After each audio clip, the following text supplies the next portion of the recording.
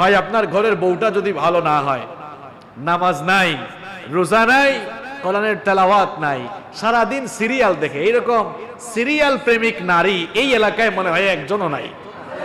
আপনারা বলছেন তার মানে আপনাদের ঘরেও মনে হয় আছে। দেখছেন কি ভালো কি ভদ্র, স্বীকারও করে আছে যে এটা স্বীকার করে। দিন নাই, নামাজ নাই, পর্দা নাই, সারাদিন হিন্দি গান শুনে, অশ্লীল সিনেমা দেখে, অশ্লীল ভিডিও দেখে সারা দিন অশ্লীলতা আর বেহায়াপনায় সময় নষ্ট করলো। ওই মহিলার পেট থেকে যে সন্তানটা আসবে সবগুলো কিন্তু সুসন্তান না হয়ে কুসন্তান আসবে। নামাজ আছে, পর্দা আছে, যেই মহিলার মধ্যে ইসলাম আছে, ওই মহিলার পেট থেকে যেগুলো বের হবে সবগুলো আবু বকর মার্কা, ওমর মার্কা সন্তান আসবে। আসসালামু আলাইকুম ওয়া রাহমাতুল্লাহি ওয়া বারাকাতুহু। ইন্নাল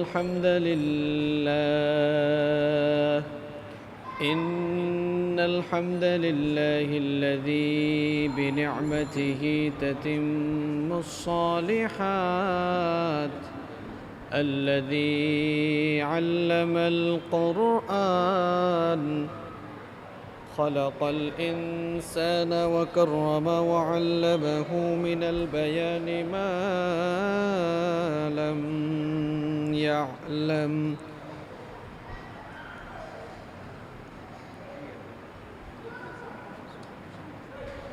فسبحان الذي لا يحصى امتنانه باللسان ولا بالقلم نستغفره ونتوب إليه ونشهد أن لا إله إلا الله وحده لا شريك له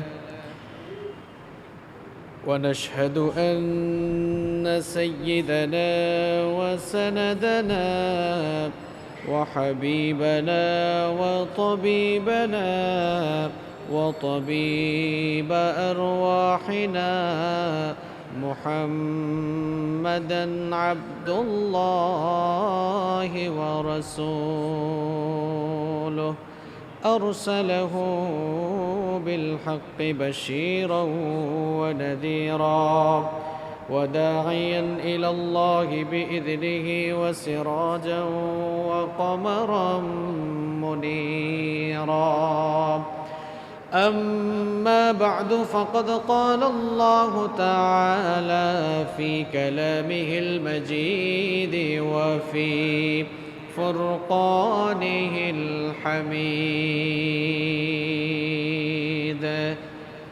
أعوذ بالله من الشيطان الرجيم بسم الله الرحمن الرحيم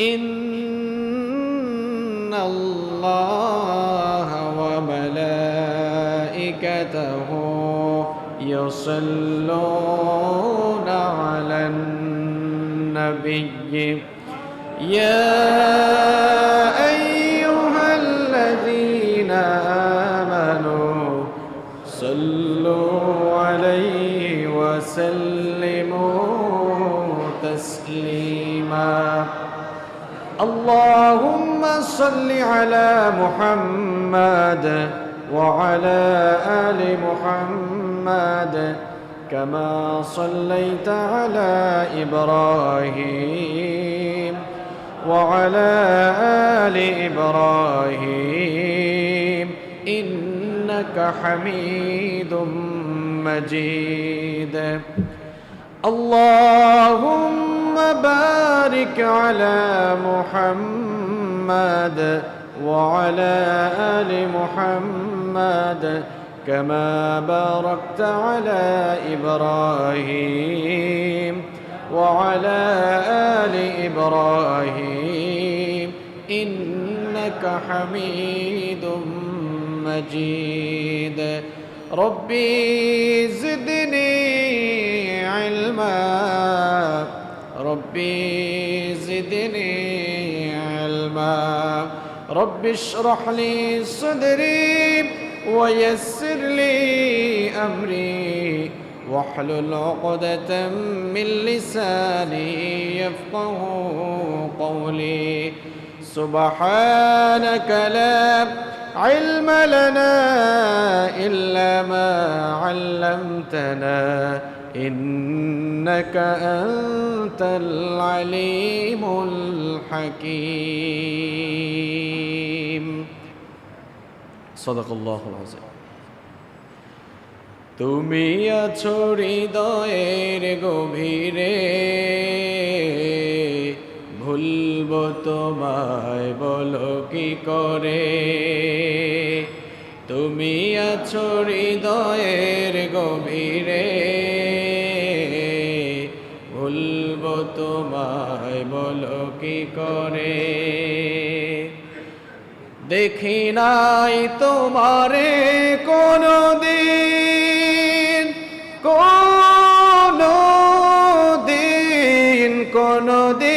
কোনদিন দেখি নাই তোমারে কোনদিন তবু আছো স্মরণে অমলিন প্রেমের ভুবনে তোমারে বিরহ ব্যথায় নিশীথের শেফালিরা ঝরে তুমি আছো হৃদয়ের গভীরে ভুলব তোমায় বলো কি করে তুমি আছো হৃদয়ের গভীরে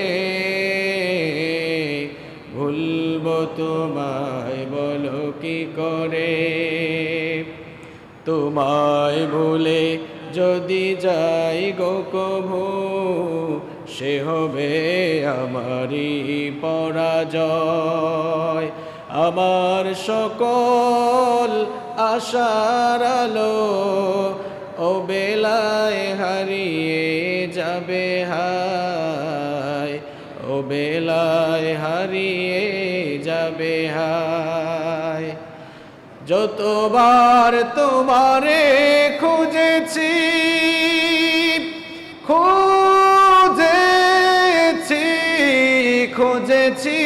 খুঁজেছি যতবার তোমারে খুঁজেছি কোরআনের পথ তো বুঝেছি নিজেকে চিনেছি হে রাসূল নবীজি তোমার পাঠানো ঠিকানা পরে তুমি আছো হৃদয়ের গভীরে ভুলব তোমায় বলো কি করে তুমি আছো হৃদয়ের গভীরে ভুলব তোমায় বলো কি করে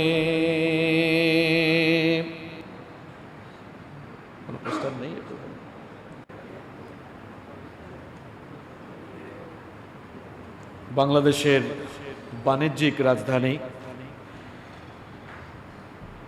চট্টগ্রাম মহানগরীর ঐতিহ্যবাহী পানওয়ালাপাড়া বড় জামে মসজিদ কমিটির উদ্যোগে আয়োজিত আজকের এই ওয়াজ ও দোয়া মাহফিলের মুহতারাম সুনামধন্য সুযোগ্য সভাপতি, উপস্থিত অত্র মসজিদের সম্মানিত খতিব, সম্মানিত ইমাম সাহেব, উপস্থিত অত্র মসজিদ কমিটির সম্মানিত দায়িত্বশীল বৃন্দ, উপস্থিত অত্র এলাকার বিশিষ্ট ব্যক্তিবর্গ, বিভিন্ন রাজনৈতিক দলের সম্মানিত নেতৃবৃন্দ, সামাজিক নেতৃবৃন্দ, আমার সামনে বসা অত্র এলাকার পার্শ্ববর্তী এবং দূরদূরান্ত থেকে আগত আল্লাহর দ্বীন প্রেমী, কোরআন প্রেমী সর্বস্তরের তাওহীদি জনতা, যুগে যুগে আল্লাহর জমিনে আল্লাহর দ্বীনকে প্রতিষ্ঠার জন্য যারা সবচাইতে বেশি অগ্রণী ভূমিকা পালন করেছেন, আমার সম্মানিত যুবক এবং তরুণ ভাইয়েরা, স্কুল, কলেজ, ইউনিভার্সিটি এবং মাদ্রাসায় অধ্যয়নরত একান্ত প্রিয় মেধাবী ছাত্র ভাইয়েরা, ঘরে বসে পর্দার অন্তরায় থেকে যারা শুনছেন, শ্রদ্ধেয়া সম্মানিতা মা এবং বোনেরা, উপস্থিত জাতির বিবেক সম্মানিত সাংবাদিকবৃন্দ, সম্মানিত পানওয়ালা পাড়াবাসী, সম্মানিত সংগ্রামী বীর চট্টলাবাসী, আপনারা সবাই কেমন আছেন? আলহামদুলিল্লাহ। আমাদেরকে ভালো রেখেছেন কে? গোটা দুনিয়ার এই প্যান্ডামিক সিচুয়েশনে আমাকে আপনাকে যিনি সুস্থ রেখেছেন, আমাকে আপনাকে যিনি ভালো রেখেছেন, অত্যন্ত দয়া এবং করুণা করে কোরআন কারীমের এই প্রোগ্রামে বসার জন্য যিনি তৌফিক দিলেন, সুযোগ করে দিলেন, আমরা খুশি হয়ে সেই আল্লাহর জন্য পড়ছি আলহামদুলিল্লাহ। আর একটু জবান খুলে আন্তরিকতার সাথে বলেন আলহামদুলিল্লাহ। আমরা প্রশংসা করেছি কার? লাভ হয়েছে কার? আল্লাহর প্রশংসা করলে কোনো লস আছে? আজকের এই মাহফিল আপনাদের এলাকায় আয়োজন হয়েছে, আপনারা খুশি না বেজার? এখানে আসতে পেরে আপনারা খুশি না বেজার? আলোচনা শেষে কি তাবারুকের ব্যবস্থা রয়েছে? তাবারুকের ব্যবস্থা নাই, তাই না? আছে, মাশাআল্লাহ। তাহলে অনেকে হয়তো খেয়েও আসেন নাই, তাই না? খাবার দাবার পাবেন ইনশাআল্লাহ। আপনারা কি তাবারুকের জন্য এসেছেন নাকি কোরআনের জন্য এসেছেন? অবশ্যই আমরা কোরআনের টানে ছুটে এসেছি আলহামদুলিল্লাহ। আর এই ধরনের মজলিসে আসার সৌভাগ্য সবার হয় না। সাইয়েদিনা শেরে খুদা আলী কাররামাল্লাহু ওয়াজহাহু তিনি বলেছেন, মাজালিসুল ইলম হিয়া রাউদাতুম মির রিয়াদিল জান্নাহ। যেখানে যে মজলিসে ইলম তথা কোরআন আর হাদিসের আলোচনা হয়, ওই জায়গা কোনো সাধারণ জায়গা থাকে না। কোরআনে কারীমের বরকতে ওই জায়গাটি আল্লাহর জান্নাতের টুকরায় পরিণত হয়ে যায়। যেখানেই কোরআনের আলোচনা হয় ওই জায়গার দাম আল্লাহর কাছে কম না বেশি? শুধু কি জায়গার দাম বেশি, যেই মানুষগুলো কোরআনের জন্য ছুটে আসে তাদের দাম কি বেশি না? কত বেশি আপনাদের মর্যাদা দেখেন। বিশ্বনবী সাল্লাল্লাহু আলাইহি ওয়াসাল্লাম বলেছেন, লা ইয়াকুদু কওমুন ইয়াযকুরুনাল্লাহ ইল্লা খাফফাতহুমুল মালায়েকা। সাইয়্যিদুল মুহাদ্দিসিন আবু হুরায়রা রাদিয়াল্লাহু আনহু হাদিসটি বর্ণনা করেছেন। বিশ্বনবী সাল্লাল্লাহু আলাইহি ওয়াসাল্লাম বলেছেন, যখন কোথাও কোনো সম্প্রদায়ের লোকেরা, কোনো এলাকার লোকেরা সমবেত হয়ে আল্লাহর কোরআন শোনার জন্য বসে যায়, এই মানুষগুলোর দাম আল্লাহর কাছে এত বেড়ে যায়, খাফফাতহুমুল মালায়েকা, এই মানুষগুলোকে পাহারা দেওয়ার জন্য আল্লাহ পাক তার নূরের তৈরি রহমতের ফেরেশতা নাজিল করেন। শুধু তাই নয়, ওয়া গাশিয়াতহুমুর রাহমাহ, ওই বান্দাগুলোকে আল্লাহ তাআলা তার রহমতের চাদর দিয়ে আবৃত করে রাখেন। ওয়া নাযালাত আলাইহিমুস সাকিনাহ, ওই মানুষগুলোর প্রতি আল্লাহ তাআলা তার রহমতের ভান্ডার থেকে স্পেশাল রহমত সাকিনা নামক রহমত নাজিল করতে থাকেন। ওয়া যাকারাহুমুল্লাহু ফী মান ইনদাহু, আর এই লোকগুলোর জন্য আল্লাহর ফেরেশতারা আল্লাহ তাআলার কাছে আহাজারি করে ফরিয়াদ করে, আল্লাহ তাআলা এদেরকে ক্ষমা করে দাও, ইস্তেগফারের জন্য আল্লাহর কাছে ফরিয়াদ করে। সুবহানাল্লাহ। সম্মানিত ভাইয়েরা, এই মাহফিল যারা আয়োজন করলেন আল্লাহ তাআলা এই আয়োজনকে কবুল করে নিন। যারা আয়োজন করলেন আর আমরা যারা আসলাম, আল্লাহ তাআলা আমাদের সকলের জীবনের গুনাহগুলো মাফ করে দাও। আমাদের মা বোনরা আসতে পারেন নাই, তারা বাসা থেকে ঘর বাড়ি থেকে শুনছেন, আল্লাহ তাআলা আমাদের মা বোনদের জীবনের গুনাহগুলো মাফ করে দাও। সম্মানিত ভাইয়েরা, দীর্ঘক্ষণ আপনারা আলোচনা শুনেছেন, কষ্ট হচ্ছে আপনাদের? অল্প কয়েক মিনিট থাকা যাবে না? বলেন ইনশাআল্লাহ। প্রিয় ভাইয়েরা, এই মজলিসগুলো হচ্ছে আপনাদের দ্বীন শেখার জায়গা। আপনারা দ্বীন শিখবেন কোত্থেকে? এই ধরনের মজলিসগুলোতে আসবেন, এসে এসে আপনারা উলামায়ে কেরামদের কাছ থেকে দ্বীন সম্পর্কে জানবেন। এই ধরনের মজলিসগুলো কোনো রাজনৈতিক মজলিস নয়, কোনো রাজনৈতিক সভা বা সমাবেশ নয়, কিংবা অন্য কোনো মানুষ, অন্য কোনো দল, অন্য কোনো সম্প্রদায়, কোনো এলাকার মানুষকে কটাক্ষ করার জায়গা এই মজলিস নয়। এটা হচ্ছে জ্ঞান বিতরণ আর জ্ঞান আহরণ করার জায়গা। আমরা যারা এসেছি, আমরা যেন যতক্ষণ কথা শুনবো আমাদের জীবনকে সুন্দর করে সাজাবার কিছু গাইডলাইন আজকের এই আলোচনা থেকে নিতে পারি, আর আমাদের প্র্যাকটিক্যাল লাইফটাকে যেন আমরা জান্নাত উপযোগী করে সাজাতে পারি। আল্লাহ তাআলা আমাদেরকে সেই তৌফিক দান করুন।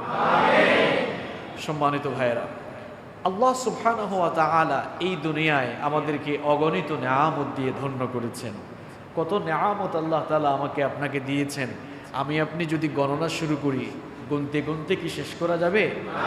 এজন্যই আল্লাহ তাআলা কোরআনে কারীমে বলেছেন, ওয়া ইন তাউদ্দু নি'মাতাল্লাহি লা তুহসুহা, আমার নেয়ামত রাজির গণনা যদি তোমরা শুরু করে দাও, গুনতে থাকবা গুনতে থাকবা, গুনতে গুনতে কোনোদিন তা শেষ করতে পারবা না। সুবহানাল্লাহ।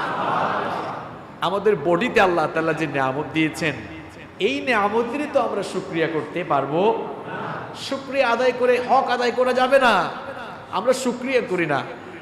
আমরা, আমাদের অবস্থা হলো এমন, আমরা যত পেয়েছি তত আরো পাওয়ার আকাঙ্ক্ষা করি, যতটুকু পেয়েছি ততটুকুর উপরে আমরা স্যাটিসফাইড থাকতে চাই না। অথচ মুমিন জীবনটা যেন স্যাটিসফ্যাকশনে ভরপুর থাকে, জীবনের সব জায়গায় যেন আল্লাহ তাআলার উপরে শুকরিয়া আমরা জ্ঞাপন করি। এই জন্য কোরআনে কারীম আল্লাহ তাআলা শুকরিয়া দিয়ে শুরু করেছেন।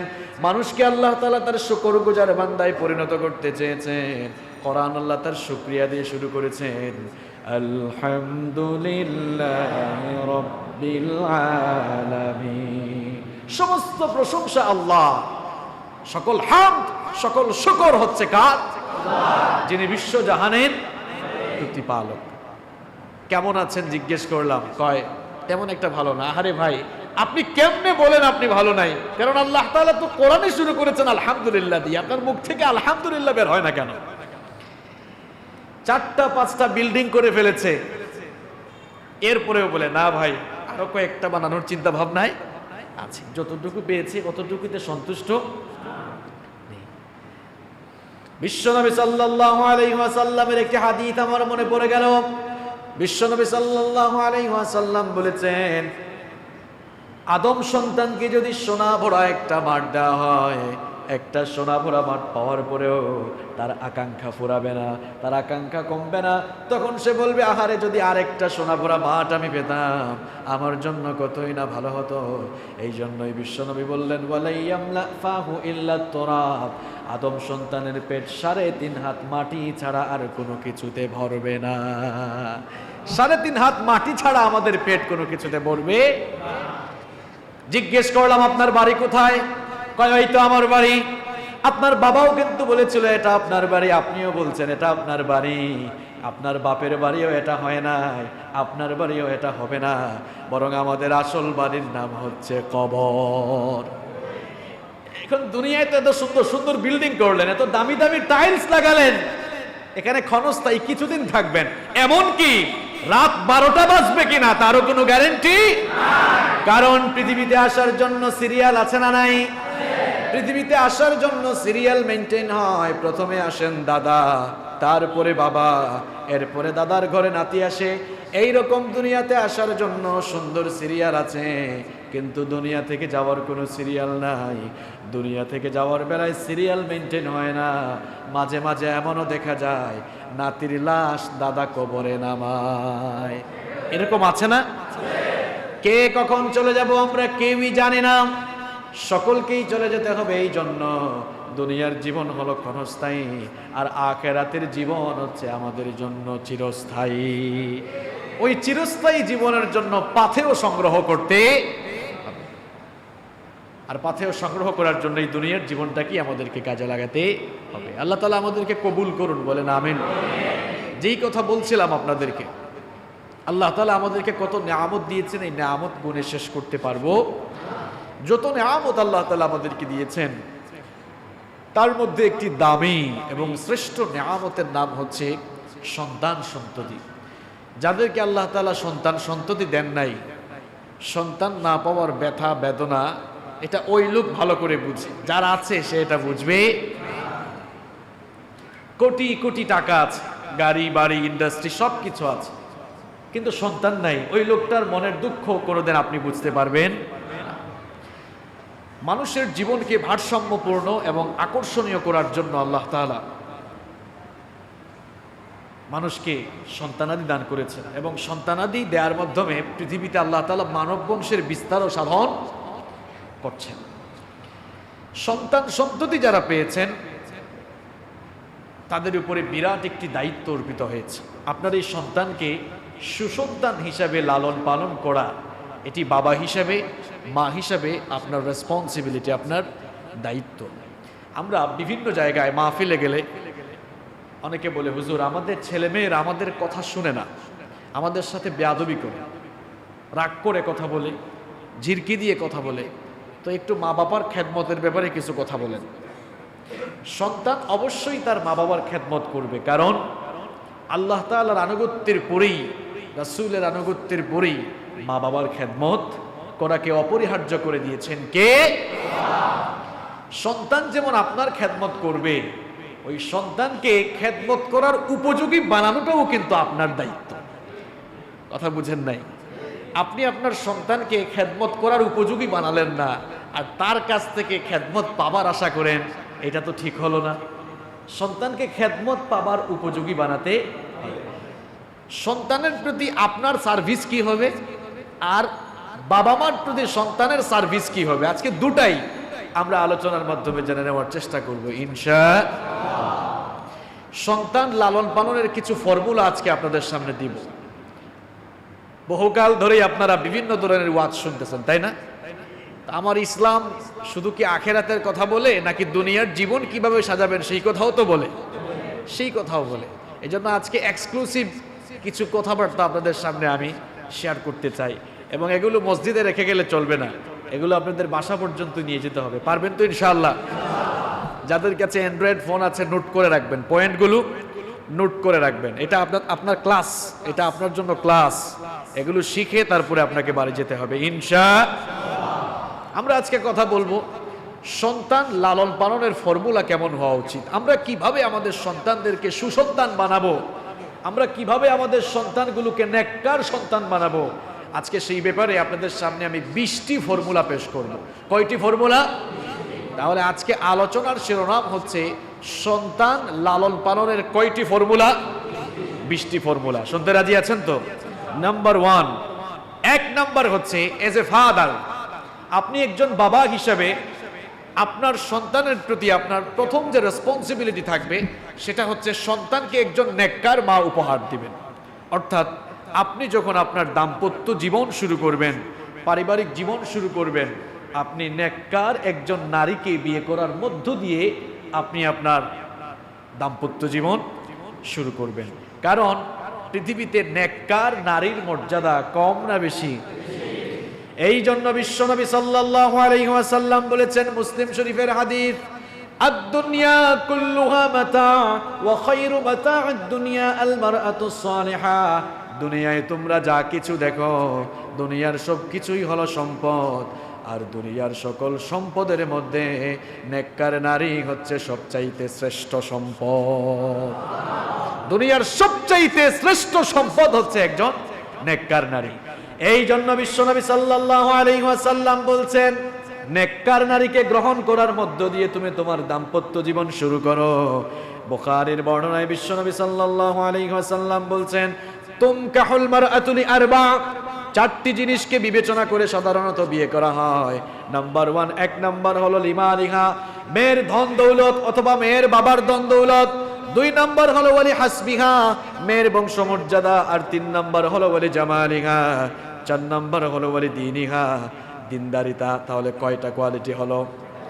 বিশ্বনবী সাল্লাল্লাহু আলাইহি ওয়াসাল্লাম বলছেন, মানুষ সাধারণত বিয়ে করার সময় এই 4টা জিনিসই দেখে, মেয়ের রূপ সৌন্দর্য দেখে, বংশমর্যাদা দেখে, তারপরে মেয়ের ধন দৌলতের দিকে তাকায়, আর 4 নাম্বার মেয়ের দিনদারিতার দিকে তাকায়।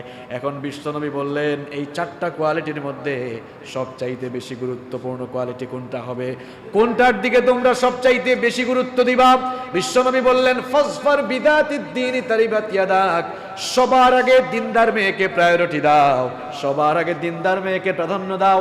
কারণ তোমার বউ যতই সুন্দরী আর রূপসী হোক না কেন, তার বাবার যতই ধন দৌলত থাকুক না কেন, তার বাবার সোশ্যাল স্ট্যাটাস আর পার্সোনালিটি যত বেশি থাকুক না কেন, আপনার ওয়াইফের মধ্যে যদি দিনদারিতা না থাকে, তার মধ্যে যদি নামাজ না থাকে, তার মধ্যে যদি পর্দা না থাকে, কোরআন হাদিসের আমল না থাকে, এমন দিনহীনা, এমন বেপর্দা নারীকে গ্রহণ করে দাম্পত্য জীবন শুরু করলে আপনার ঘরটা জাহান্নামে পরিণত হয়ে যাবে।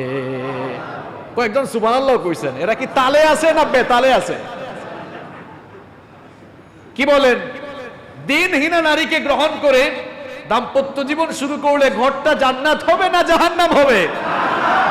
আর আপনার বউটা দেখতে বেশি সুন্দরী না, তেমন রূপসী না, গরিব ঘরের মেয়ে, বাবার ধন দৌলত বেশি নাই, বংশমর্যাদা অত ভালো নাই, কিন্তু মেয়েটার ভেতরে দিনদারিতা আছে, তার মধ্যে নামাজ আছে, তাহাজ্জুদের আমল আছে, কোরআনে কারীমের তেলাওয়াত শুরু, এরপরে কোরআনে কারীমের তেলাওয়াত করে দিন শুরু করে পর্দা করে ঘর থেকে বের হয়, কোরআন হাদিসের আমল তার মধ্যে আছে। এমন দিনদার নেককার মেয়েকে বিয়ে করে আপনি যদি আপনার সাংসারিক জীবন শুরু করেন, দাম্পত্য জীবন শুরু করেন, তাহলে আপনার ঘরটা জান্নাতের রঙে রঙিন হয়ে যাবে। এই জন্যই বিশ্বনবী বললেন নেককার নারী দুনিয়ার সবচেয়ে শ্রেষ্ঠ সম্পদ। আদ-দুনিয়া কুল্লুহা মাতা' ওয়া খায়রু মাতা'আদ দুনিয়া আল মারআতুস সালিহা, দুনিয়ায় যা কিছু দেখো সবকিছুই সম্পদ, আর সকল সম্পদের মধ্যে নেককার নারী হচ্ছে সবচাইতে শ্রেষ্ঠ সম্পদ। ভাই, আপনার ঘরের বউটা যদি ভালো না হয়, নামাজ নাই, রোজা নাই, কোরআনের তেলাওয়াত নাই, সারাদিন সিরিয়াল দেখে, এইরকম সিরিয়াল প্রেমিক নারী এই এলাকায় মনে হয় একজনও নাই। আপনারা বলছেন তার মানে আপনাদের ঘরেও মনে হয় আছে। দেখছেন কি ভালো কি ভদ্র, স্বীকারও করে আছে যে এটা স্বীকার করে। দিন নাই, নামাজ নাই, পর্দা নাই, সারাদিন হিন্দি গান শুনে, অশ্লীল সিনেমা দেখে, অশ্লীল ভিডিও দেখে সারাদিন অশ্লীলতা আর বেহায়াপনায় সময় নষ্ট করলো। ওই মহিলার পেট থেকে যে সন্তানটা আসবে সবগুলো কিন্তু সুসন্তান না হয়ে কুসন্তান আসবে। নামাজ আছে, পর্দা আছে, যেই মহিলার মধ্যে ইসলাম আছে, ওই মহিলার পেট থেকে যেগুলো বের হবে সবগুলো আবু বকর মার্কা, ওমর মার্কা সন্তান আসবে। দেখেন চিকিৎসা বিজ্ঞান বলছে, হিউম্যান এমব্রায়োলজি নিয়ে যারা রিসার্চ করেছেন, গবেষণা করেছেন, তারা বলছেন a child gets hearing before 16 weeks of birth. সন্তান পৃথিবীতে আসার আগে, মায়ের পেটে যখন থাকে, জন্মের 16 সপ্তাহ আগেই মায়ের পেটে সে শুনতে পায়। তো সুবহানাল্লাহ কইতে ইচ্ছা হয় না? আপনি কথা বুঝেন না? সাউন্ড কি ক্লিয়ার আছে? শুনতে পাচ্ছেন সবাই? A child gets hearing before 16 weeks of birth. সন্তান পৃথিবীতে আসার আগে 16 সপ্তাহ আগেই মায়ের পেটে থাকাকালীন সে শুনতে পায়। সুবহানাল্লাহ পড়েন। আপনারা বলবেন তাহলে হুজুর বিজ্ঞান তো দেখি কোরআনের চাইতে বহু এগিয়ে গিয়েছে। বিজ্ঞান কি কোরআনের চাইতে এগিয়েছে? এইসব বিজ্ঞানীরা কিছুদিন আগে এটা জেনেছে। আপনি কোরআন খুলে দেখেন, আল্লাহ তাআলা কোরআনে কারীমের যত জায়গায় শ্রবণ শক্তি আর দর্শন শক্তির কথা বলেছেন। শ্রবণ শক্তি মানে হচ্ছে সাম, আর দর্শন শক্তি মানে হচ্ছে বাসর। এখানে আলেমরা আছেন, তারা বুঝবেন। কোরআনে কারীমে আপনি যত জায়গায় সাম এবং বাসর শব্দ পাবেন, দেখবেন বাসরের আগে আল্লাহ তাআলা সাম শব্দ দিয়েছেন। যেমন ইন্নাস সামআ ওয়াল আবসারা, ইন্নাস সামআ ওয়াল বাসারা ওয়াল ফুআদা কুল্লু উলাইকা কানা আনহু মাসউলা। আবার অন্য আয়াতে আল্লাহ তাআলা বলছেন ওয়াজআলা লাকুমুস সামআ ওয়াল আবসারা ওয়াল আফইদা। যত জায়গায় সাম পাবেন, বাসর পাবেন, দেখবেন বাসরের আগে আল্লাহ তাআলা সাম শব্দ দিয়েছেন। বাসর মানে হচ্ছে দৃষ্টিশক্তি, সাম মানে হচ্ছে শ্রবণ শক্তি। এখন বিজ্ঞানের যুগ, কোরআন আপনাকে সায়েন্টিফিক ওয়েতে কোরআনের এক্সপ্লেনেশন হতে হবে, কোরআনের ব্যাখ্যা হতে হবে। এই আয়াতের একটি সায়েন্টিফিক ব্যাখ্যা হলো এই, যেহেতু আল্লাহ তাআলা কোরআনের সব জায়গায় বাসরের আগে সাম শব্দ দিয়েছেন, তার মানে হচ্ছে সন্তান মায়ের পেটে থাকাকালীন দেখার আগে শ্রবণ শক্তি সে আগেই লাভ করে, সুবহানাল্লাহ। তো সন্তান যেহেতু জন্মের আগে মায়ের পেটে শুনে, এখন বউটা যদি খারাপ হয়, আপনার সন্তানকে পেটে ধারণ করে সারাদিন হিন্দি গান শুনবে, মুভি দেখবে, তারপর ভারতীয় যে সিরিয়ালগুলো, এগুলো মনে হয় দেখলে খুব সওয়াব হয়, তাই না? ভালো কিছু শেখা যায়। বউ শাশুড়ি কিভাবে ঝগড়া করবে, তারপরে সমাজে পরকীয়া কিভাবে বাড়বে, সমাজ কিভাবে ধ্বংস হবে, এগুলোই তো ওখানকার ট্রেনিং, তাই না? ধর্ষণের জন্য কিন্তু এগুলা দায়ী হয় না। আর আমরা সামাজিক অবক্ষয় থেকে মানুষকে বাঁচাতে চাই, এখন আমাদের কথাগুলো হয় ধর্ষণ বৃদ্ধির অন্যতম কারণ। কারা বলে এগুলো? ওই যে তারা বলে। সম্মানিত ভাইয়েরা, যেই কথা বলছিলাম, তাহলে সন্তানকে পেটে ধারণ করে সারাদিন ওইগুলা দেখলো। এখন সন্তান যখন দুনিয়াতে আসে, আসার পরে দেখা যায় সন্তানটাও ওই সারাদিন গান শোনার জন্য পাগল থাকে, মুভি দেখার জন্য পাগল থাকে। হুজুরের কাছে এসে বলে, হুজুর, আমার ছেলে আমার মেয়ে তো পড়াশোনা করে না, সারাদিন শুধু সিনেমা দেখতে চায়, সারাদিন গান শুনতে চায়, একটু দোয়া করে দেন তো সন্তানটার জন্য পড়ে। আপনার সন্তান কেন পড়বে? পেটের ভেতরে নেই তো, সব সময় নিজে শুনেছেন এগুলা, সন্তান শুনেছে ওইগুলা, এই জন্য তার কনসেন্ট্রেশন ওই দিকেই বেশি যাচ্ছে, ঠিক কি না? আর আপনার স্ত্রী যদি নেককার হয়, সন্তানকে পেটে ধারণ করে যখন নামাজের মধ্যে তেলাওয়াত করবে, তাসবিহ জপে, দুরূদ পাঠ করবে, যখন পর্দা করে বের হবে কোরআনের তেলাওয়াত করবে, কোরআনের গুনগুন তেলাওয়াত সন্তান পেটের ভেতর থেকে শুনবে। ওই সন্তান পেটের ভেতর থেকে বের হয়ে যখন দুনিয়ায় আসবে, সন্তান কোরআনের জন্য পাগল পারা হয়ে যাবে। তাহলে সন্তানের জন্য প্রথম গিফট কি হওয়া উচিত? একজন নেককার মা। বাবারা যারা এসছেন এখানে, আপনাদের ছেলে এবং মেয়ে বিয়ে দেওয়ার ক্ষেত্রে আপনারা কি ধন দৌলত দেখবেন নাকি দিনদারিতা দেখবেন? কারা কারা দিনদারিতা দেখবেন না, হাত তুলেন তো।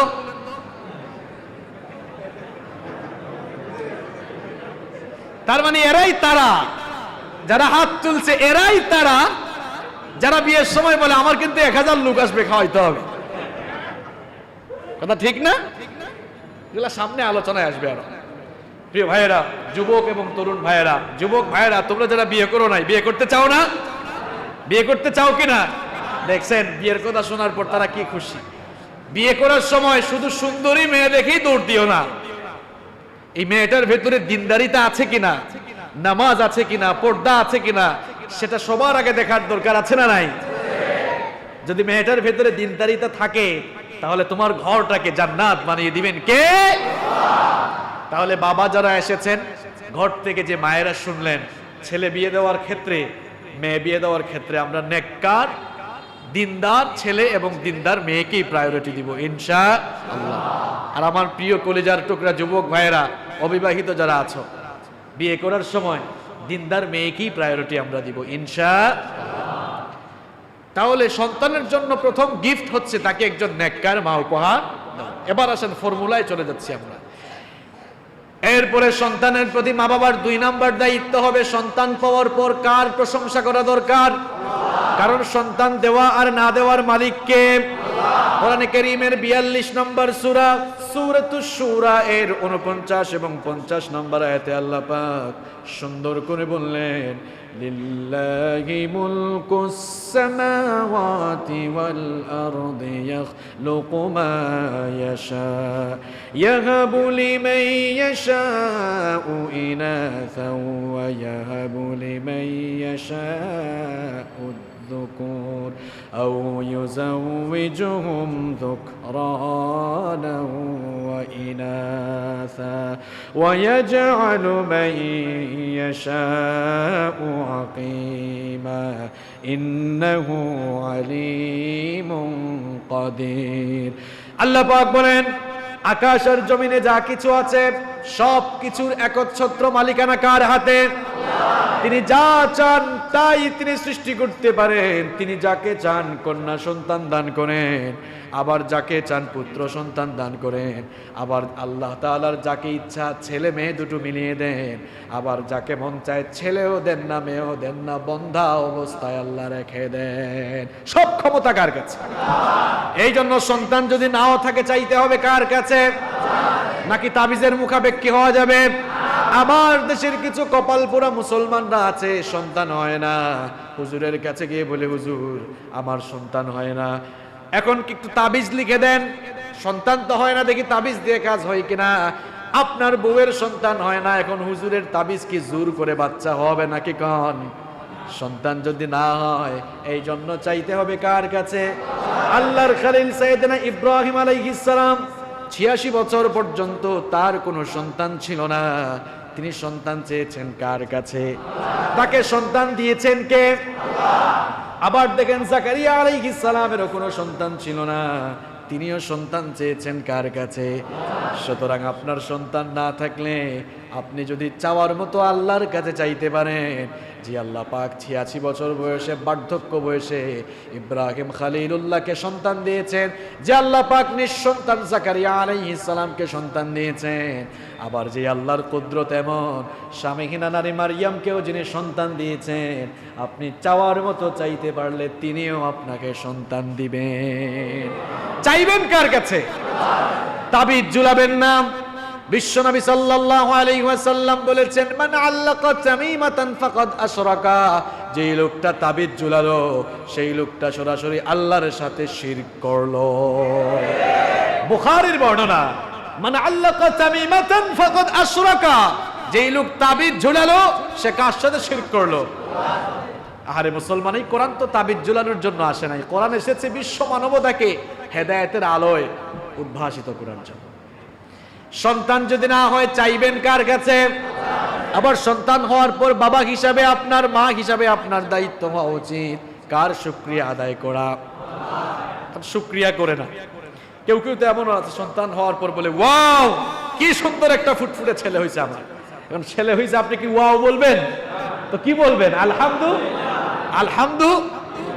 সাইয়েদনা ইব্রাহিম আলাইহিস সালাম, তার 86 বছর পর্যন্ত সন্তান ছিল না, সন্তান পাওয়ার পর তিনি শুকরিয়া করেছেন কার?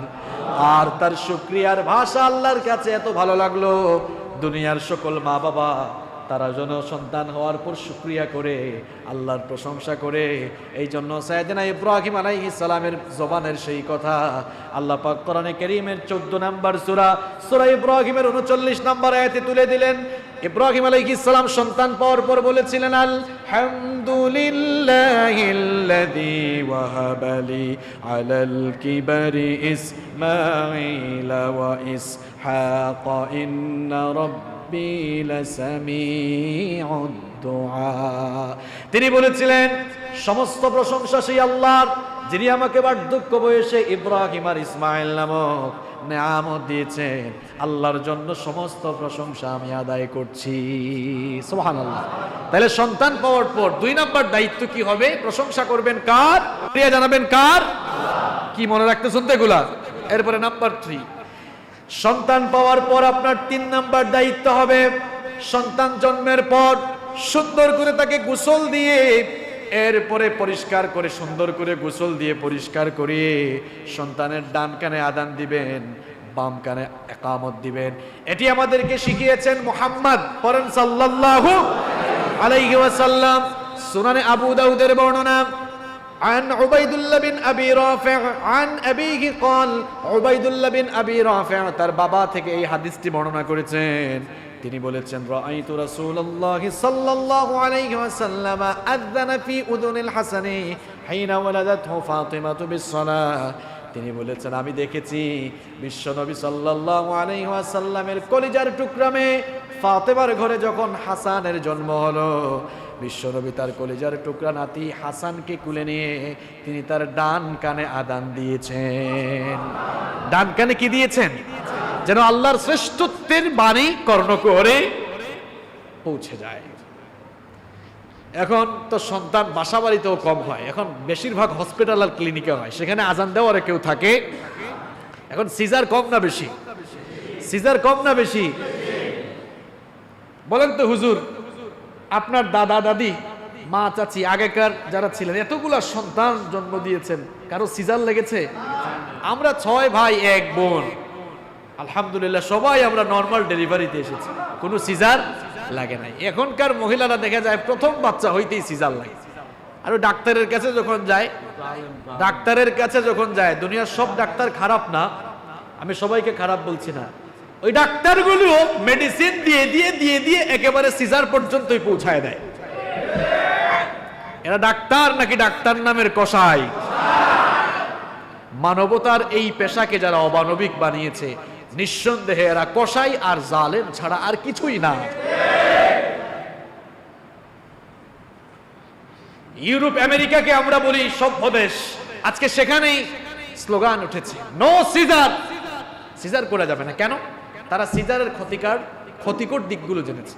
সিজারের অনেকগুলো ক্ষতিকর দিক আছে, তার মধ্যে 2টা ক্ষতিকর দিক আমি আপনাদের সামনে তুলে ধরবো। এটি আমার কথা নয়, চিকিৎসা বিজ্ঞানীরা বলছেন সিজারের মাধ্যমে সন্তানের জন্ম হলে যেই মহিলা সন্তান জন্ম দিচ্ছেন, ওই মহিলা হয়তোবা নেক্সট টাইম সন্তান উৎপাদনের ক্ষমতা হারিয়ে ফেলতে পারেন, সম্ভাবনা আছে।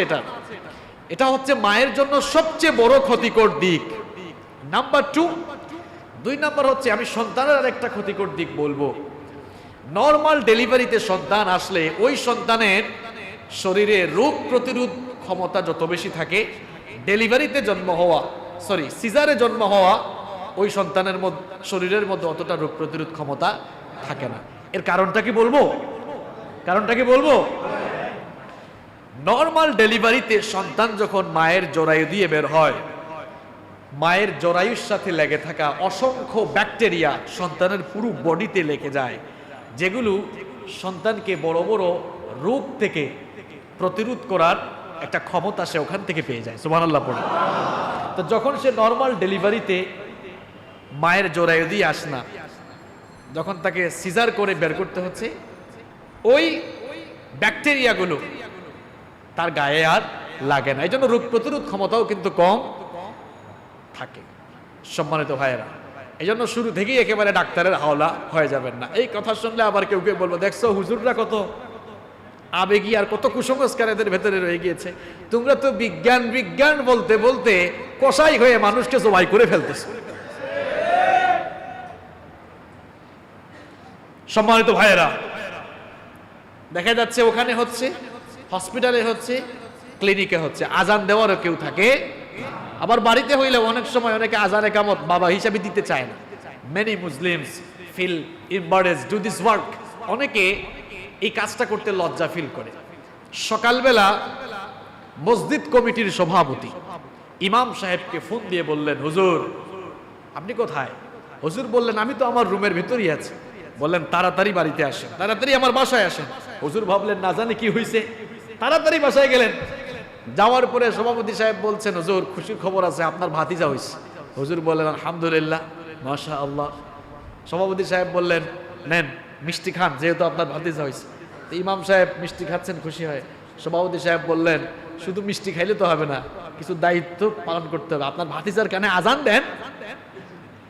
ইমাম সাহেব বললেন, আপনার ছেলের কানে আপনি আজান দিলেই তো পারেন, আমাকে দিয়ে আর কেন দেওয়াচ্ছেন? বললেন, ইমাম সাহেব আমি তো চাইলে দিতে পারতাম, কিন্তু আমার তো লজ্জা লাগে, আমার তো শরম লাগে। কি লাগে? ইমাম সাহেব বলে ফেলছেন, আরে সন্তান হওয়ানোর বেলায় আপনার লজ্জা শরম লাগে না, এখন ওই সন্তানের কানে আজান দিতে বুঝি আপনার লজ্জা শরম লাগে? আমরা এখন সবকিছু হুজুরদের উপরে দিয়ে দিচ্ছি। মা বাবা মারা গিয়েছে, নিজের মা বাবার জন্য নিজে দোয়া করে না। 1000 টাকার নোট বের করে, হুজুর আমার মা বাবার জন্য আপনি একটু কান্দা দোয়া করেন তো। নিজে কাঁদে না, হুজুরকে দেখেছেন অবস্থা? আচ্ছা বলেন তো, আপনার বাবা মায়ের জন্য হুজুর যদি কেঁদে কেঁদেও দোয়া করে, এমন কি কাবা শরীফের ইমামও যদি আপনার মা বাবার জন্য দোয়া করে, ওই কাবা শরীফের ইমামের দোয়া আর আপনার মা বাবার জন্য আপনার দোয়া কি সমান? নিজের মা বাবার জন্য আপনি নিজেই দোয়া করেন, হুজুরকে কেন কাজে লাগাচ্ছেন? আলেম ওলামার প্রতি আপনার মহব্বত থাকবে, ভালোবাসা থাকবে, হুজুরদেরকে হাদিয়া দিবেন, অসুবিধা নাই, হাদিয়া দেওয়া সুন্নত, নেওয়া দাওয়াতও খাওয়াইতে পারেন, কোনো অসুবিধা। কিন্তু আপনার বাবার জন্য মায়ের জন্য আপনি দোয়া করেন, কারণ আপনার বাবার জন্য মায়ের জন্য দোয়া করলে আপনার দোয়া কবুল হওয়ার সম্ভাবনা আছে না নাই? ও মুসলমানেরা, দুনিয়ার সমস্ত পানি দিয়ে কবরে জাহান্নামের আগুন নেভানো যাবে নাকি বলেন? দুনিয়ার সমস্ত সাগর আর মহাসাগরের পানি দিয়ে কবরে জাহান্নামের আগুন নেভানো যায় না। কিন্তু সন্তান যদি তার বাবার জন্য মায়ের জন্য 2 ফোঁটা চোখের পানি ছেড়ে দিয়ে আল্লাহর কাছে ভালো মতো দোয়া করতে পারে, আপনার 2 ফোঁটা চোখের পানি জাহান্নামের আগুন নেভানোর জন্য যথেষ্ট হয়ে যাবে। তো নিজের বাবার জন্য নিজে দোয়া করেন। কুরবানির ঈদ আসলে আহারে হুজুররা তো কষাই হয়ে যায় একেবারে সিরিয়াল। আবার অনেকে প্রতিযোগিতা করে, এই জানো আমার গরুটা কে জবাই করছে? অমুক হুজুর, বড় হুজুর করছে। প্রতিযোগিতা চলে না? তো বড় হুজুর করেছে বলে কি হয়েছে? কুরবানির দাম বেড়ে গেছে? আরে ভাই, নিজের পশু তো নিজে কুরবানি করবেন। কুরবানি আল্লাহ কেন দিলেন? শুধু পশু জবাই করে উৎসব করার জন্য? এই জন্য কুরবানির বিধান দেওয়া হয় নাই। কুরবানি যখন আপনি করবেন, কুরবানির ছুরি যখন পশুর গলার মধ্যে চালাবেন, আপনার অন্তরে যেন এই ফিলিংস যেন থাকে, আপনার দিলের ভেতরে যেন এই অনুভূতি কাজ করে, আমি শুধুমাত্র পশুর গলায় ছুরি চালাচ্ছি না, বরং আমার জীবনের সমস্ত বদ আমলগুলোর উপরে ছুরি চালিয়ে পবিত্র হওয়ার জন্য আমি ছুরি চালাচ্ছি। যদি এই টেন্ডেন্সি, এই ফিলিংস নিয়ে আপনি পশুর গলায় ছুরি চালাতে পারেন, বিশ্বনবী সাল্লাল্লাহু আলাইহি ওয়াসাল্লাম বলেছেন, ওই পশুর রক্ত মাটিতে পড়ার আগে আল্লাহ পাক আপনার জীবনের সকল গুনাহ মাফ করে দিবেন। এই চান্স হুজুরকে দিচ্ছেন কেন? আপনার পশু কে কুরবানি করবে? যারা বলে না এরা এখনো হুজুরকে দিয়া করাবে। কে কুরবানি করা উচিত? আপনি করবেন। আপনার বাবা মার জন্য দোয়া কে করবে? আপনি করবেন। আপনার সন্তান হয়েছে, আপনি ডান কানে আযান দিবেন, বাম কানে কি দিবেন? ভালো করে শুনেন। শুধু যে অভিযোগ করেন ছেলে মেয়ে কথা শুনে না, দেখেন আপনি আজকে মিলান আপনার চরিত্রের সাথে কয়টা হক আপনি বাচ্চার আদায় করেছেন। আপনার সন্তানের তো আপনি হকই আদায় করতে পারেন নাই। আপনার সন্তান বেয়াদব হবে না তো কার সন্তান বেয়াদব হবে? বেয়াদব তো আপনি বানিয়েছেন। মাত্র তো 3টা বললাম, জায়গা মতো তুলছি, এখন কিন্তু আসল কথাগুলো বলবো, শুনবেন তো ইনশাআল্লাহ? কয়টা বললাম? নাম্বার 4, 4 নাম্বার হচ্ছে সন্তানের প্রতি মা বাবার 4 নাম্বার দায়িত্ব হচ্ছে তাহনিক করা। কি করা? তাহনিক। তাহনিক কি? এটা অনেকে বুঝে না। অর্থাৎ সন্তান পৃথিবীতে আসার পর মিষ্টি জাতীয় কোনো জিনিস সন্তানের মুখে বা ঠোঁটে লাগিয়ে দেওয়া। বুখারীর বর্ণনায় হাদিস এসেছে, বিশ্বনবী সাল্লাল্লাহু আলাইহি ওয়াসাল্লামের প্রিয় একজন সাহাবী আবু মুসা আল আশআরী রাদিয়াল্লাহু আনহু বলেন, আমার একটি ছেলে সন্তানের জন্ম হলো। আমি আমার ছেলেটাকে নিয়ে বিশ্বনবী সাল্লাল্লাহু আলাইহি ওয়াসাল্লামের দরবারে গেলাম। বিশ্বনবী সাল্লাল্লাহু আলাইহি ওয়াসাল্লাম আমার সন্তানকে কুলে নিয়ে আমার ছেলেটার নাম রেখে দিলেন ইব্রাহিম। আর তখন বিশ্বনবী 2-1টি খেজুর চিবিয়ে খেজুরের রস আমার বাচ্চার ঠোঁটের মধ্যে লাগিয়ে দিয়ে তার বরকতের জন্য দোয়া করে দিলেন। এটা হচ্ছে তাহনিক। আমাদের দেশে তো খেজুর অ্যাভেলেবল না, তো মিষ্টি জাতীয় যে কোনো জিনিস হতে পারে, মধু, চিনির রস, যেটাই হোক সেটা ঠোঁটের মধ্যে লাগিয়ে দিবেন। এটা হচ্ছে মুস্তাহাব। এটা হচ্ছে নাম্বার 5। সন্তানের প্রতি বাবা মার 5 নাম্বার দায়িত্ব হলো, সন্তান দুনিয়া তো আসলো, এবার সন্তানকে দুধ পানের ব্যবস্থা করা। এটা স্পেশালি মায়ের দায়িত্ব। কোরআনে কারীমের 2 নম্বর সূরা সূরাতুল বাকারা এর 233 নম্বর আয়াতে আল্লাহ তাআলা সুন্দর করে বললেন, ওয়াল ওয়ালিদাতু ইউরদি'না আওলাদাহুন্না হাওলাইনি কামিলাইনি লিমান আরাদা আন ইউতিম্মার রাদাআ। আল্লাহ তাআলা বলছেন, আমি নারীদেরকে নির্দেশ দিচ্ছি তারা যেন তাদের সন্তানদেরকে কমপক্ষে 2 বছর বুকের দুধ পান করায়। এখনকার নারীরা, আহারে দুঃখজনক হলেও সত্য, এখনকার নারীরা তাদের ফিজিক্যাল ফিটনেসকে ধরে রাখার জন্য সন্তানকে দুধ না খাইয়ে দুধের হক নষ্ট করে সন্তানের উপরে জুলুম করে, এই রকম নারী চট্টগ্রাম শহরে নাই? আছে মানে বেশি আছে, বেশি আছে। বড় হওয়ার পর সন্তান মায়ের খোঁজখবরও রাখে না, সন্তানের দিলে মায়ের প্রতি ভালোবাসা নাই। ভালোবাসা পয়দা হবে কেমনে? আপনি তো আপনার ছেলেটাকে মেয়েটাকে বুকের দুধটা পর্যন্ত দেন নাই। বুকের দুধ থেকে আপনি আপনার ছেলে মেয়েকে মাহরুম করে ফেলেছেন। শুধু নারীদেরকে দোষ দিলেও হবে না, আপনারা যারা ঠিক বলছেন এই ঠিকওয়ালাদেরও কিছু ঝামেলা আছে, বলবো? হেও তার বউকে বলে বেশি খাওয়ানোর দরকার, ফিডার খাওয়া। কি কথা ঠিক বললাম নাকি অবাস্তব বললাম? আহা, কিভাবে আপনি আপনার সন্তানের হক নষ্ট করছেন? সন্তানের জন্য তো মায়ের দুধের কোনো বিকল্প। বাজার থেকে ডানো খাওয়ায়, তারপর আরো কি কি জানি আছে, সেরেলাক্স খাওয়ায়, হাবিজাবি কত কিছু আছে। সব কিছুকে একত্রিত করলে মায়ের এক ফোঁটা দুধের সমান হবে? সন্তানের জন্য মায়ের দুধ এটা যে কত বড় নেয়ামত, বিশেষ করে শাল দুধ। গ্রামাঞ্চলে মহিলারা শাল দুধ এখনো ফেলে দেয়। এই শাল দুধটা বাচ্চার জন্য কত উপকারী দেখেন।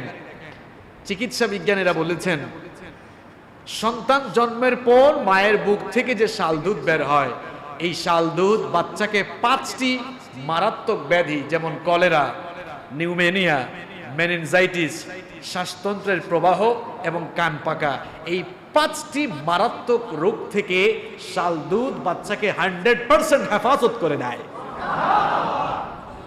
তাহলে এই শাল দুধ বাচ্চার জন্য অতি উপকারী, অতি দরকারি নাকি বেদরকারি? অতি দরকারি, শুধু দরকারি না, অতি দরকারি। সন্তানদেরকে বুকের দুধ খাওয়াচ্ছেন না, যেখানেই আল্লাহর বিধান মানবেন না, গজব আছে না নাই? গজব আছে না নাই? যেন চিকিৎসা বিজ্ঞানীরাও গবেষণা করে দেখেছেন, তারা জরিপ করে দেখেছেন, দুনিয়াতে, বর্তমান দুনিয়াতে যেই সকল নারীরা বেশি বেশি ব্রেস্ট ক্যান্সারে আক্রান্ত হচ্ছে, এরা কিন্তু ওই নারী যারা তাদের সন্তানদেরকে বুকের দুধ নিয়মিত খাওয়ায় না। গজব আছে না নাই? চেয়েছিল ফিটনেস ধরে রাখতে, আল্লাহ এমন মাইট দিয়েছেন, এমন গজব দিয়েছেন, ফিটনেসও যাবে, জীবনও যাবে।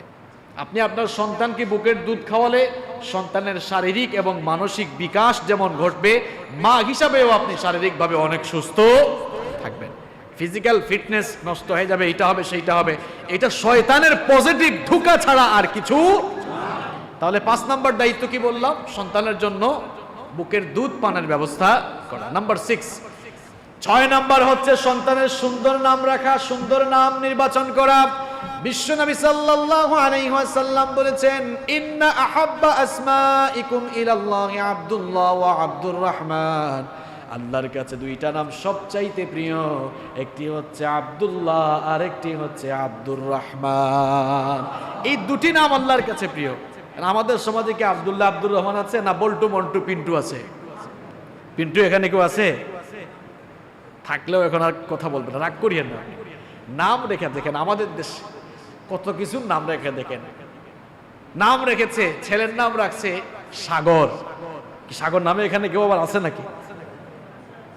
ছেলের নাম সাগর, মেয়ের নাম নদী।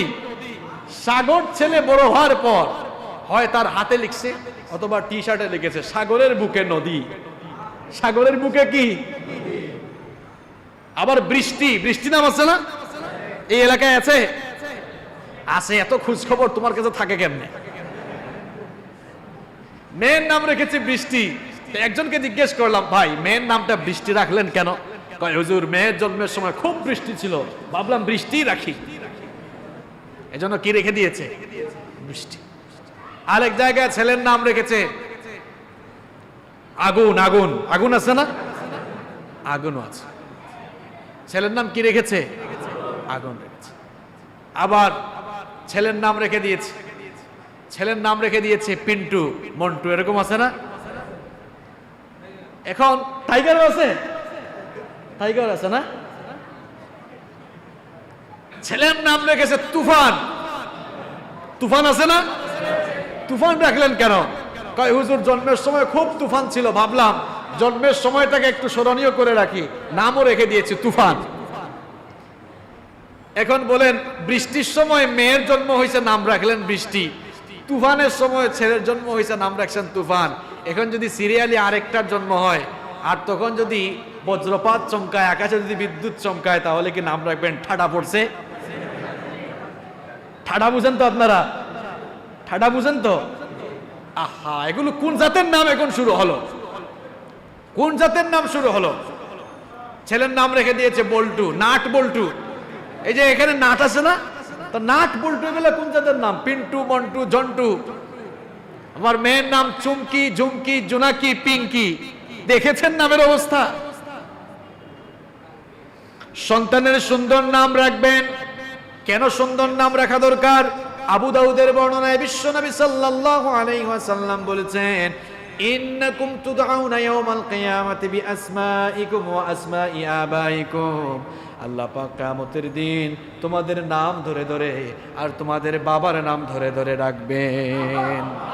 তো বাবা আপনি খারাপ নাম রাখছেন, ঝামেলা আছে না নাই? যার নাম পিন্টু, আল্লাহ বলবেন এই পিন্টু কোথায় আসো, মন্টু কোথায় আসো, এগুলা কোনো নাম হইলো বলেন? কোন জাতের নাম রাখলেন আপনি ছেলে মেয়ে? এখন আবার নাম নিয়েও দেখলাম ওই দিন এক মহিলা, দেখবেন আমাদের দেশে কিছু কিছু মহিলারা টকশুতে আছে, চুল এতগুলা, আবার এখানে টিপ দেয় আছে না, দেখেছেন অবস্থা? এরা আবার সুভাষী, এরা কি ভাষী দেখেছেন অবস্থা? আগে আমরা আমাদের দেশে বাংলায় নাম রাখতাম, বাংলা সংস্কৃতিকে ভুলে যাচ্ছি, এখন আমরা আরবিতে নাম রাখতেছি। আগে আমরা নাম রাখতাম পিন্টু, মন্টু। দেখছেন আপনারা ওই টকশোটা দেখেছেন? দেখেছেন এদের দুঃসাহস কোন জায়গা পর্যন্ত চলে গিয়েছে? আমরা তো আরবি নাম রাখি না, আমরা মুসলিম, মুসলিম সংস্কৃতি অনুযায়ী নাম রাখি, ঠিক কি না? কিভাবে নাম রাখবেন সেই ইনস্ট্রাকশন দিয়েছেন মুহাম্মদ, পড়েন সাল্লাল্লাহু।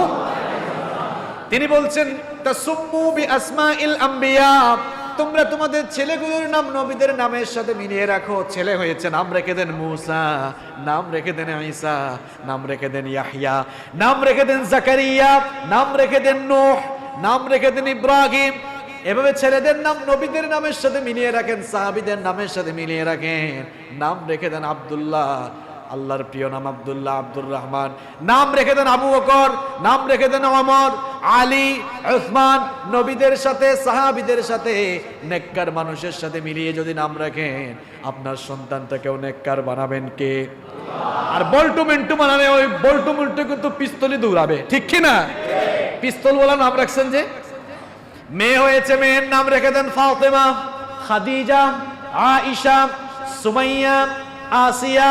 বিশ্বনবী সাল্লাল্লাহু আলাইহি ওয়াসাল্লাম যেভাবে নাম রাখতে বলেছেন সেভাবে যদি আপনি নাম রাখেন, আপনার মেয়েদের নামগুলো মহিলা সাহাবীদের নামের সাথে মিলিয়ে রাখেন, আপনার মেয়েটাকেও চরিত্রবান বানাবেন কে? নামের মধ্যেই তো ভেজাল। কি নাম রেখেছে রে ভাই? আকাশ, বাতাস, এই যে সাগর রাখলো, নদী রাখলো। ছেলের নাম সাগর, মেয়ের নাম কি?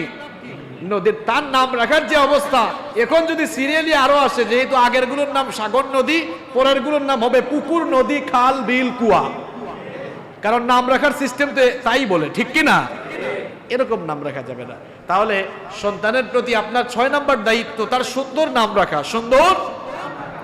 7 নাম্বার দায়িত্ব হলো সন্তান দুনিয়াতে আসার পর জন্মের 7ম দিনে তার মাথার চুলগুলো ফেলে দিয়ে, মাথা হলক করে দিয়ে, চুল পরিমাণ রৌপ্য আল্লাহর রাস্তায় সদাকা করে দিতে হবে। তিরমিজি শরীফের বর্ণনায় হাদিস এসেছে, বিশ্বনবী সাল্লাল্লাহু আলাইহি ওয়াসাল্লাম তার মেয়ে ফাতেমাকে ডেকে বললেন, হাসানের জন্মের 7ম দিনে বিশ্বনবী সাল্লাল্লাহু আলাইহি ওয়াসাল্লাম মা ফাতেমাকে ডেকে বললেন, ইয়া ফাতেমা, ওগো আমার মেয়ে ফাতেমা, ইহলিকি রাসাহু ওয়া তাসাদ্দাকি বিজিনাতি শারিহি ফিদ্দা, আমার নাতি হাসানের মাথাটা মুন্ডন করে দাও, হলক করে দাও, আর তার মাথার চুল পরিমাণ রৌপ্য আল্লাহর রাস্তায় সদাকা করে দাও। এই আমল আমাদের সমাজে আছে না একেবারে চলে গেছে? তাবিজ ঝুলা। এখন বললাম তাবিজ দিছো কেন? কয় জিন ভূত যেন না ধরে। আবার এই জায়গায় তো অনেকে টিপ দেয়, আছে না? বললাম টিপ দিয়েছে কেন? কয় নজর যেন। আরে বিশ্বনবী শিখালেন সুন্নাহ, আর আমরা সুন্নাহ বাদ দিয়ে চলে যাচ্ছি কোথায়? শিরকের দিকে, বিদআতের দিকে, ঠিক কি না? আপনি কোথায় যাচ্ছেন ভাই? বিশ্বনবী বললেন জন্মের 7ম দিনে চুলগুলো ফেলে দাও। চুলগুলো ফেলে দিয়ে কি করো? ওই চুল পরিমাণ রৌপ্য, চুল পরিমাণ রৌপ্য দেখবেন 1-2 ভরি হবে। রৌপ্য না দিয়ে ওই পরিমাণ, সম পরিমাণ টাকা গরিব মিসকিনদেরকে আপনি কি করেন? সাদাকা করে দেন। আপনার সন্তানকে সকল অনিষ্ট থেকে হেফাজত করবেন কে? ওই সন্তানের হেফাজতকারী হবেন কে? তাহলে 7 নম্বর দায়িত্ব হলো জন্মের 7ম দিন কি করতে হবে? মাথার চুল ফেলে দিয়ে চুল সম পরিমাণ রৌপ্য আল্লাহর রাস্তায় সাদাকা করে। 8 নম্বরে হচ্ছে আল আকিকা, আকিকা করতে হবে। জন্মের 7ম দিনে কি করতে হবে? আকিকা করতে হবে। যদি ছেলে হয় ছেলের পক্ষ থেকে 2টা ছাগল, মেয়ে হইলে মেয়ের পক্ষ থেকে 1টা ছাগল আকিকা করে দিতে। অনেকে আছে সামর্থ্য থাকার পরেও আকিকা করে না, কুরবানির সাথে আকিকা দেয়, আছে না? কারণ আকিকা তো 7ম দিনে করতে হবে। আপনার ছেলে বা মেয়ের জন্ম হইল মুহররম মাস, সফর মাসে, এখন তো রবিউল আউয়াল চলছে, রবিউল আউয়াল মাসে জন্ম হয়েছে, আর আপনি একেবারে জুলহাজ পর্যন্ত অপেক্ষা করছেন। এটা তো ঠিক হইল। কিন্তু দেখা গেল সন্তানের যেদিন জন্ম হয়েছে, জন্মের 7ম দিন যেদিন, ওই দিন কুরবানির দিন, কুরবানির সাথে আকিকা দিতে পারেন, কোনো অসুবিধা নাই। তবে আকিকার বিধানটা তো ভিন্ন, আকিকা ছাগল দিয়েই করতে হবে। যতগুলো হাদিস এসেছে আকিকার বেলায় সবগুলো হাদিসে ছাগলের কথা বলা হয়েছে। কিন্তু কোনো দেশে যদি ছাগল না থাকে, এমন বহু দেশ আছে, বিশ্বে অনেক দেশ আছে যেখানে ছাগল পাওয়া যায় না, সেখানে আপনি ছাগলের ভিন্ন যে কোনো পশু জবাই করতে পারবেন। এ ব্যাপারে স্কলাররা অভিমত দিয়েছেন। কিন্তু ছাগল থাকলে আপনাকে ছাগল দিয়ে আকিকা করতে। তাহলে 8 নম্বর দায়িত্ব হচ্ছে আকিকা করা। 9 নম্বর দায়িত্ব চাল খিতান, খতনা করা। আপনার ছেলেটা যখন বড় হবে সুবিধাজনক সময় আপনি কি করবেন? খতনা করে দিবেন। নাম্বার 10 নম্বর দায়িত্ব হচ্ছে সন্তানদেরকে দ্বীনের শিক্ষায় শিক্ষিত করা। এবার একটু কান লাগান, একেবারে প্রাথমিক কথাগুলো বলে ফেলেছি, এবার গুরুত্বপূর্ণ কথাগুলো তুলে ধরবো ইনশাআল্লাহ। 10 নম্বর দায়িত্ব হচ্ছে সন্তানকে দ্বীন শেখানো, দ্বীনের শিক্ষায় শিক্ষিত করা। আপনার সন্তানকে ছোট্ট বয়স থেকে, ছোটবেলা থেকেই সন্তানকে দ্বীন শেখান।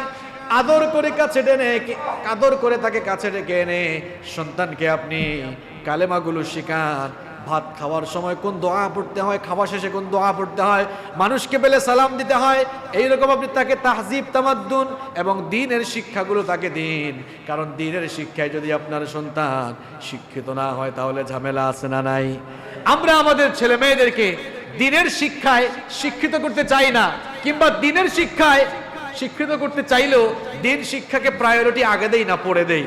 আমরা আমাদের ছেলে মেয়েগুলোতে আগে ইংরেজি শেখাতে চাই, আগে বিজ্ঞান শেখাতে চাই, এরপরে সময় পাইলে দ্বীন শিখবে। এরকম আমাদের মন মানসিকতা হয়ে গেছে। এই জন্য আমাদের সন্তানগুলো বড় হওয়ার পর দেখা যায় সুসন্তান হওয়ার পরিবর্তে কুসন্তান হয়ে যাচ্ছে।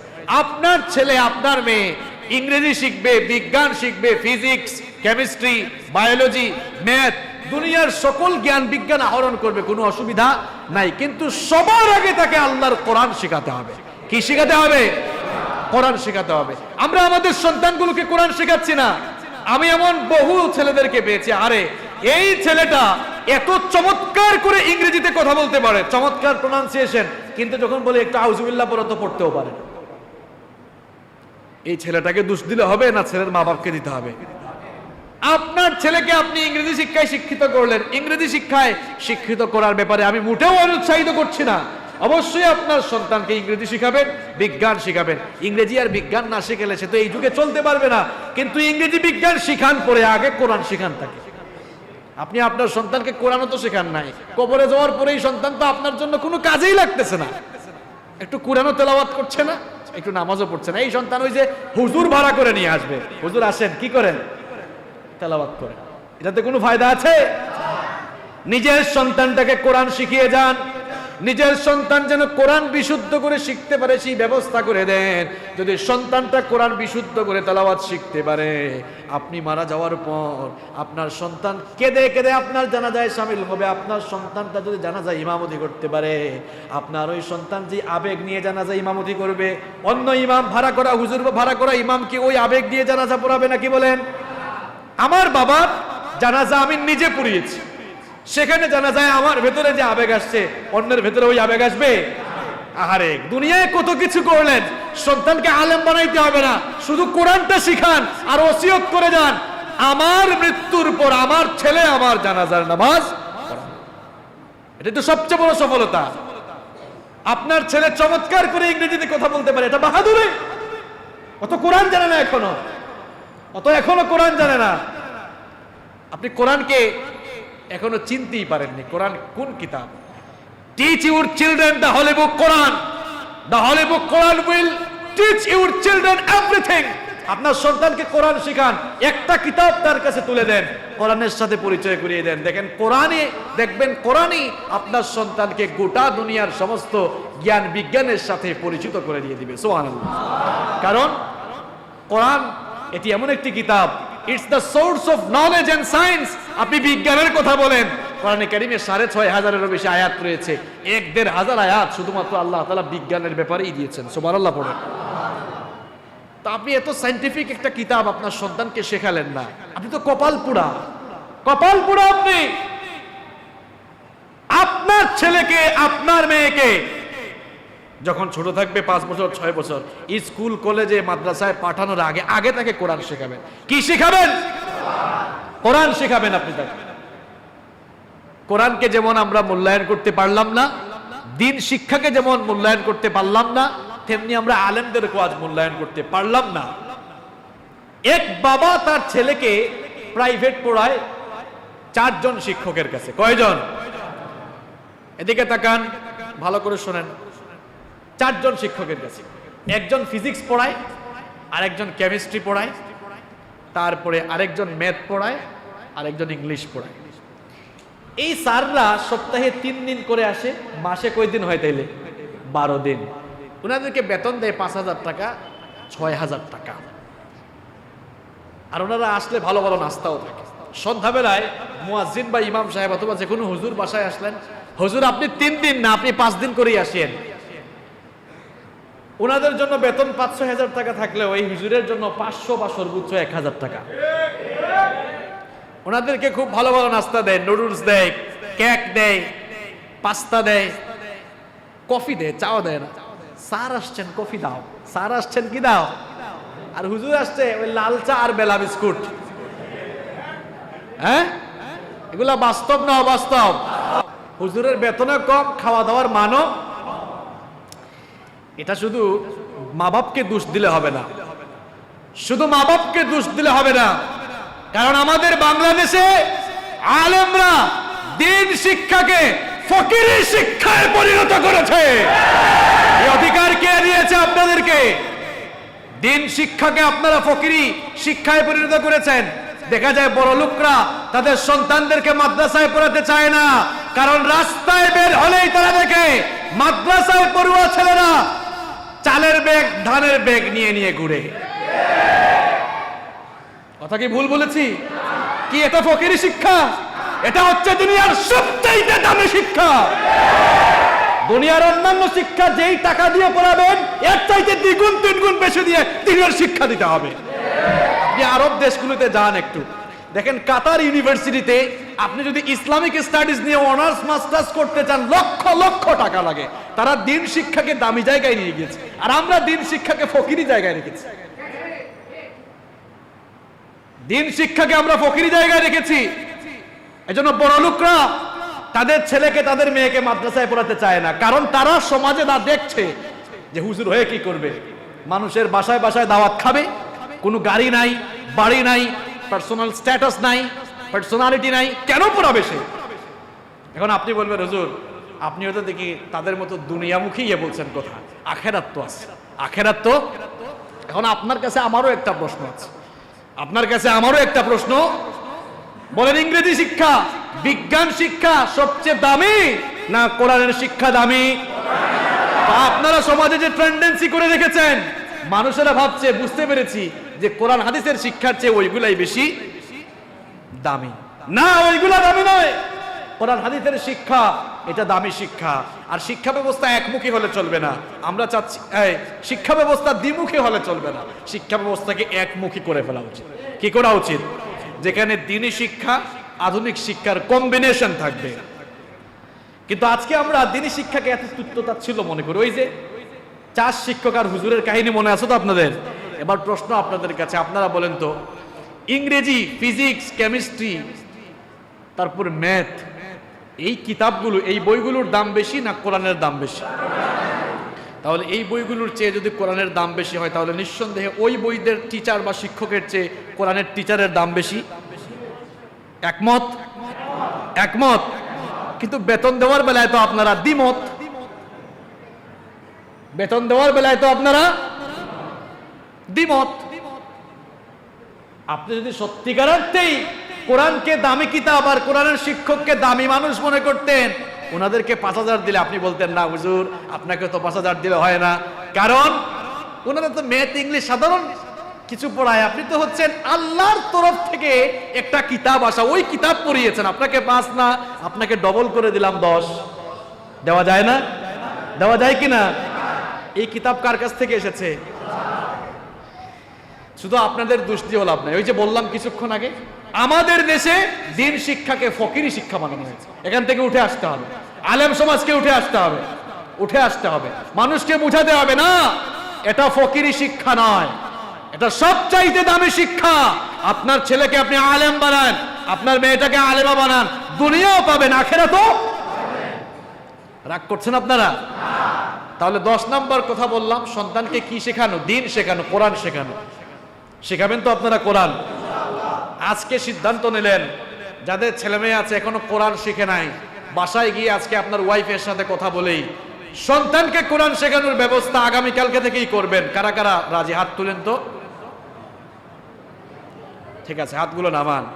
অবিবাহিত যুবকরা তোমরা কেন যে হাত তুলছো আমি তো এটাও বুঝে নাই। তোমার তো বাচ্চা থাকা দূরের কথা, তোমার তো বউই নাই। ঠিক আছে, হুজুর বলছেন সামনে হবে, সামনে হবে, বলেন ইনশা। অসুবিধা নাই, সামনে হবে ইনশা। মানে তারা আগে থেকেই মিটিং করে রাখছে, নিজের সাথে নিজের মিটিং, নফসের মিটিং। সম্মানিত ভাইয়েরা, তাহলে কয়টা বললাম? 11 নম্বর। সন্তানের প্রতি মা বাবার 11 নম্বর দায়িত্ব হলো সন্তানকে নামাজের তাকিদ দেওয়া। বিশ্বনবী সাল্লাল্লাহু আলাইহি ওয়াসাল্লাম বলেছেন, মুরু আওলাদাকুম বিসসালাতি ওয়া হুম আবনাউ 7 সিনিন। তোমাদের সন্তানের বয়স যখন 7 বছর হয়ে যায়, 7 বছর বয়স থেকেই সন্তানদেরকে নামাজের তাকিদ দাও, নামাজের ট্রেনিং দাও। এখন সন্তানকে আর নামাজের কি তালিম দিবে, কি তাকিদ দিবে? দেখা যায় মা বাপ নিজেরাই তারা নামাজ পড়ে না। সন্তানকে আর কিসের নামাজের কথা বলবে? মা বাপ নিজেই তো বেনামাজ। আরে আপনি কিভাবে নামাজ ছাড়েন? কিভাবে আপনি নামাজ ছাড়েন? কিভাবে আপনি নামাজ ছাড়েন আমার মাথায় ধরে না, আমার বুঝেই আসে না। কারণ বিশ্বনবী সাল্লাল্লাহু আলাইহি ওয়াসাল্লাম বলেছেন, ইন্না আউওয়ালা মা ইউহাসাবু বিহিল আবদু ইয়াউমাল কিয়ামাতি মিন আমালিহি সালাতি। সহিহ বুখারীর বর্ণনা। বিশ্বনবী সাল্লাল্লাহু আলাইহি ওয়াসাল্লাম বলেছেন, কিয়ামতের ময়দানে বান্দা যখন আল্লাহর সামনে দাঁড়াবে, আল্লাহ যখন বান্দার কাছ থেকে হিসাব নেওয়া শুরু করবে, প্রথম হিসাব আল্লাহ নামাজের ব্যাপারে নেবেন। কিসের ব্যাপারে নেবেন? প্রিয় ভাই আমার, কিভাবে আপনি নামাজ ছাড়েন আমার মাথায় ধরে না, বুঝে আসে না। ফজরের সময় কেমনে ঘুমান, নামাজ না পড়ে কেমনে ঘুমান। জোহরের সময় কেমনে আপনি আপনার কাজ নিয়ে ব্যস্ত থাকেন। আসরের সময় কেমনে নামাজ না দিয়ে আপনি আড্ডায় ব্যস্ত থাকেন। মাগরিবের সময় নামাজ না পড়ে কিভাবে আপনি খেলাধুলায় মত্ত থাকেন। এশার সময় নামাজ না পড়ে আপনি কিভাবে রং তামাশায় থাকেন। এই নামাজের ব্যাপারে আল্লাহ কিয়ামতে আপনাকে প্রথম জিজ্ঞাসা করবেন। আল্লাহ বলবেন, গোলাম রে তুই বান্দা, গোলাম রে তুই যতদিন দুনিয়াতে ছিলে নামাজ ঠিক মতো পড়েছিস কিনা? প্রথম প্রশ্নের উত্তরে যদি ঝামেলা থাকে তাহলে ঝামেলা বাড়ার সম্ভাবনা কম না বেশি? কিভাবে আপনি নামাজ ছেড়ে দেন আমার মাথায় আসে না, আমার বুঝে ধরে না। কারণ কিয়ামতের দিন বেনামাজিরা এত বেশি অপমানিত হবে।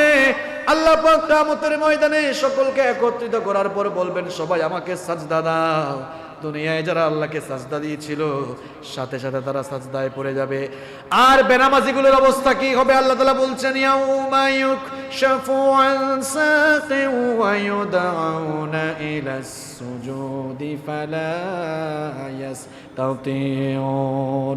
সেদিন কঠিন সময় যখন পায়ের গোছাগুলো উন্মোচিত হয়ে যাবে, আর যখন সাজদা দেওয়ার জন্য বলা হবে, এরা সাজদা দিতে পারবে না। যখন তারা সাজদা দিতে পারবে না, বেনামাজিরা যখন সাজদা দিতে পারবে না, তখন তাদের অবস্থা কি হবে? আল্লাহ পাক বলছেন, খাশিআতান আবসারুহুম তারহাকুহুম যিল্লাহ। যখন তারা সাজদা দিতে পারবে না, লজ্জা আর অপমানে তাদের দৃষ্টি নত হয়ে যাবে, চেহারার মধ্যে কলঙ্কের কালেমা লেপন হয়ে যাবে। এর কারণ সম্পর্কে আল্লাহ পাক বলছেন, ওয়াকাদ কানু ইউদআউনা ইলাস সুজুদি ওয়া হুম সালিমুন। এর কারণ হলো দুনিয়ায় এদেরকে নামাজে আসার কথা বলা হলে নামাজ থেকে উল্টা দিকে দৌড় মারত। কিভাবে আপনি নামাজ ছাড়েন? যুবক আর তরুণ ভাইরা, কেন তুমি নামাজে আসো না? কেন নামাজ থেকে তুমি দূরে থাকো? আমার বুঝে আসে না।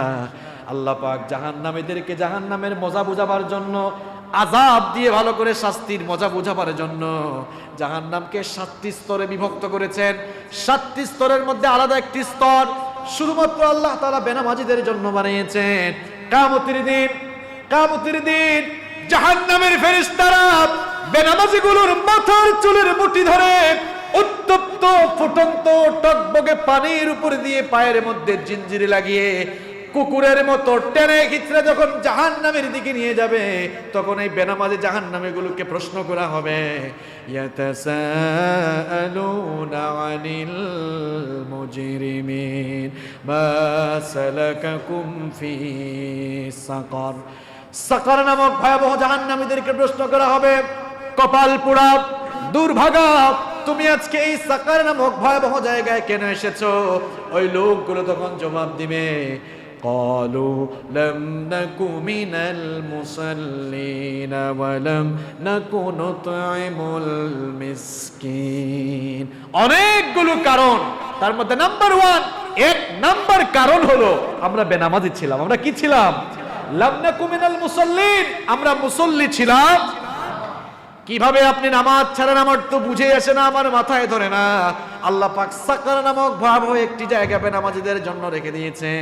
এখন সাকার নামক জায়গাটাকে খুব সহজ জায়গা নাকি খুব সাংঘাতিক জায়গা? শুনেন এবার সাকার নামক জায়গাটা কেমন। কোরআনে কারীমে আল্লাহ বলছেন, ওয়ামা আদরাকা মা সাকার লা তুবকি ওয়ালা তাদার লাওয়াহাতুল লিল বাশারি আলাইহা 19। আল্লাহ তাআলা বলছেন, জানো সাকার নামক জাহান্নামটা কেমন?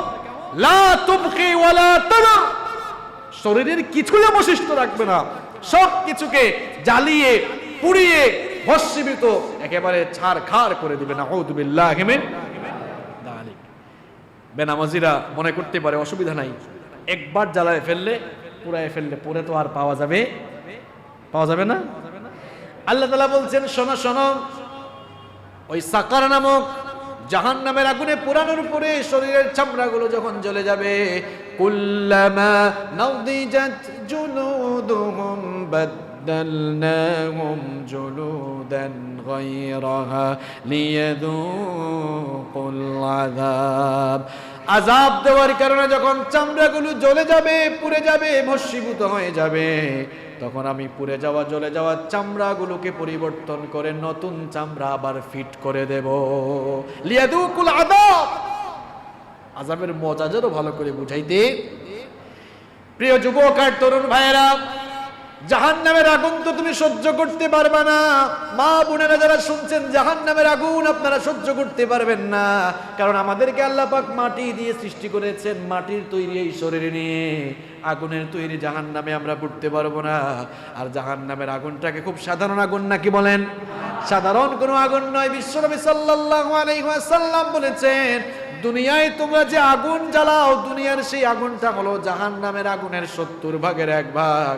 অর্থাৎ দুনিয়ার আগুনের চাইতে আরো 69 ভাগ বেশি তাপমাত্রা সম্পন্ন হবে জাহান্নামের আগুন। আল্লাহু আকবার। সেই আগুনে পোড়ার সাধ্য আমাদের নাই ভাই। এই জন্য জাহান্নাম থেকে বাঁচতে চান কি চান না? বাঁচতে চান সবাই? জাহান্নাম থেকে যদি বাঁচতে চান, আজ থেকে নামাজ ছাড়বেন। কারা কারা আর আজকে থেকে নামাজ ছাড়বেন না? একটু হাতগুলো তুলে আল্লাহকে দেখান তো, বলেন আল্লাহ আল্লাহ। আমরা অনেক নামাজ ছেড়ে দিয়েছি, আজকে তাওবা করছি, আর নামাজ ছাড়বো না।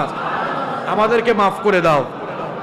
আমরা যেন, বলেন, আমরা যেন মরার আগ পর্যন্ত আর নামাজ না ছাড়ি। আমাদেরকে তৌফিক দাও, আমাদেরকে কবুল করো, বলেন আমিন। হাতগুলো নামান। নিজেরা যেমন নামাজ পড়বেন, যুবক আর তরুণ ভাইয়েরা তোমরা নামাজ ছেড়ে দিও না। মসজিদের সামনের কাতারগুলোতে তোমরা আসবা, কারণ যুবক বয়সের নামাজের দাম কম না বেশি? বিশ্বনবী সাল্লাল্লাহু আলাইহি ওয়াসাল্লাম বলেছেন, একজন বুড়া মানুষের ইবাদতে আল্লাহ যত খুশি হন, যুবকের ইবাদতে আল্লাহ তার চেয়ে বেশি খুশি হয়ে যান। আমার কলেজার টুকরা যুবক ভাই, তোমাকে বলছি শোনো, তুমি যদি তোমার এই যৌবনের বয়সটা আল্লাহর জন্য, আল্লাহর দ্বীনের জন্য ব্যয় করতে পারো, মসজিদে এসে নামাজ আদায়ের মাধ্যমে তোমার এই যৌবন কাল কাটাতে পারো, কিয়ামতের দিন মর্যাদা বাড়াবেন কে? বুখারীর বর্ণনা, মুসলিমের বর্ণনা, বিশ্বনবী সাল্লাল্লাহু আলাইহি ওয়াসাল্লাম বলেছেন, সাবাতু ইউযিল্লুহুমুল্লাহু ফি যিল্লিহি ইয়াওমা লা যিল্লা ইল্লা যিল্লু। কিয়ামতের দিন 7 শ্রেণীর মানুষকে আল্লাহ পাক তার আরশের ছায়ার নিচে জায়গা দেবেন, যেদিন আল্লাহর আরশের ছায়া ছাড়া আর কোনো ছায়া থাকবে না। তার মধ্যে এক শ্রেণীর মানুষ হলো তারা ওয়াশাবুন নাশাআ ফি ইবাদাতিল্লাহ, যেই যুবকগুলো তাদের যৌবনকাল আল্লাহর দ্বীনের জন্য, আল্লাহর ইবাদতের জন্য ওয়াকফ করে দিয়েছে। আমার যুবক আর তরুণ ভাইরা, নামাজে আসবেন তো সবাই? আসবেন তো সবাই? নামাজ ছাড়বেন আর? আল্লাহ কবুল করুন, বলেন আমিন। আমরা কোন জায়গায় ছিলাম মনে আছে তো? সন্তানদেরকে কিসের তাকিদ দেওয়া? কত বছর বয়স থেকে? 7 বছর। কত বছর? নিজেরাই তো বেনামাজি হয়ে বসে আছে, নিজেরাই বেনামাজি। নিজেরা যেভাবে নামাজ আদায় করবেন, সন্তানগুলোকেও নামাজি বানানোর দরকার আছে না নাই? মসজিদে যখন আসবেন, আপনার ছোট্ট ছেলেটাকে হাতে ধরে ধরে মসজিদে নিয়ে আসে, মসজিদে আসার অভ্যাস করান। অনেকে আবার বাচ্চাদেরকে মসজিদে আনতে চায় না। অনেক মসজিদের কমিটি নোটিশও দিয়েছে, খবরদার বাচ্চাদেরকে মসজিদে আনবেন না। এরকম নোটিশ আপনাদের মসজিদে আছে নাকি? মাশাআল্লাহ। বাচ্চাদেরকে মসজিদে আসতে বারণ করবেন না। বাচ্চাদের কাজই হচ্ছে দুষ্টামি করা। বিশ্বনবী সাল্লাল্লাহু আলাইহি ওয়াসাল্লামের সামনে বাচ্চারা দুষ্টামি করেছে, কোনোদিন ধমক দেন নাই। বিশ্বনবী সাল্লাল্লাহু আলাইহি ওয়াসাল্লাম তার কলিজার টুকরা 2 নাতি হাসান আর হুসাইনকে নিয়ে মসজিদে আসতেন।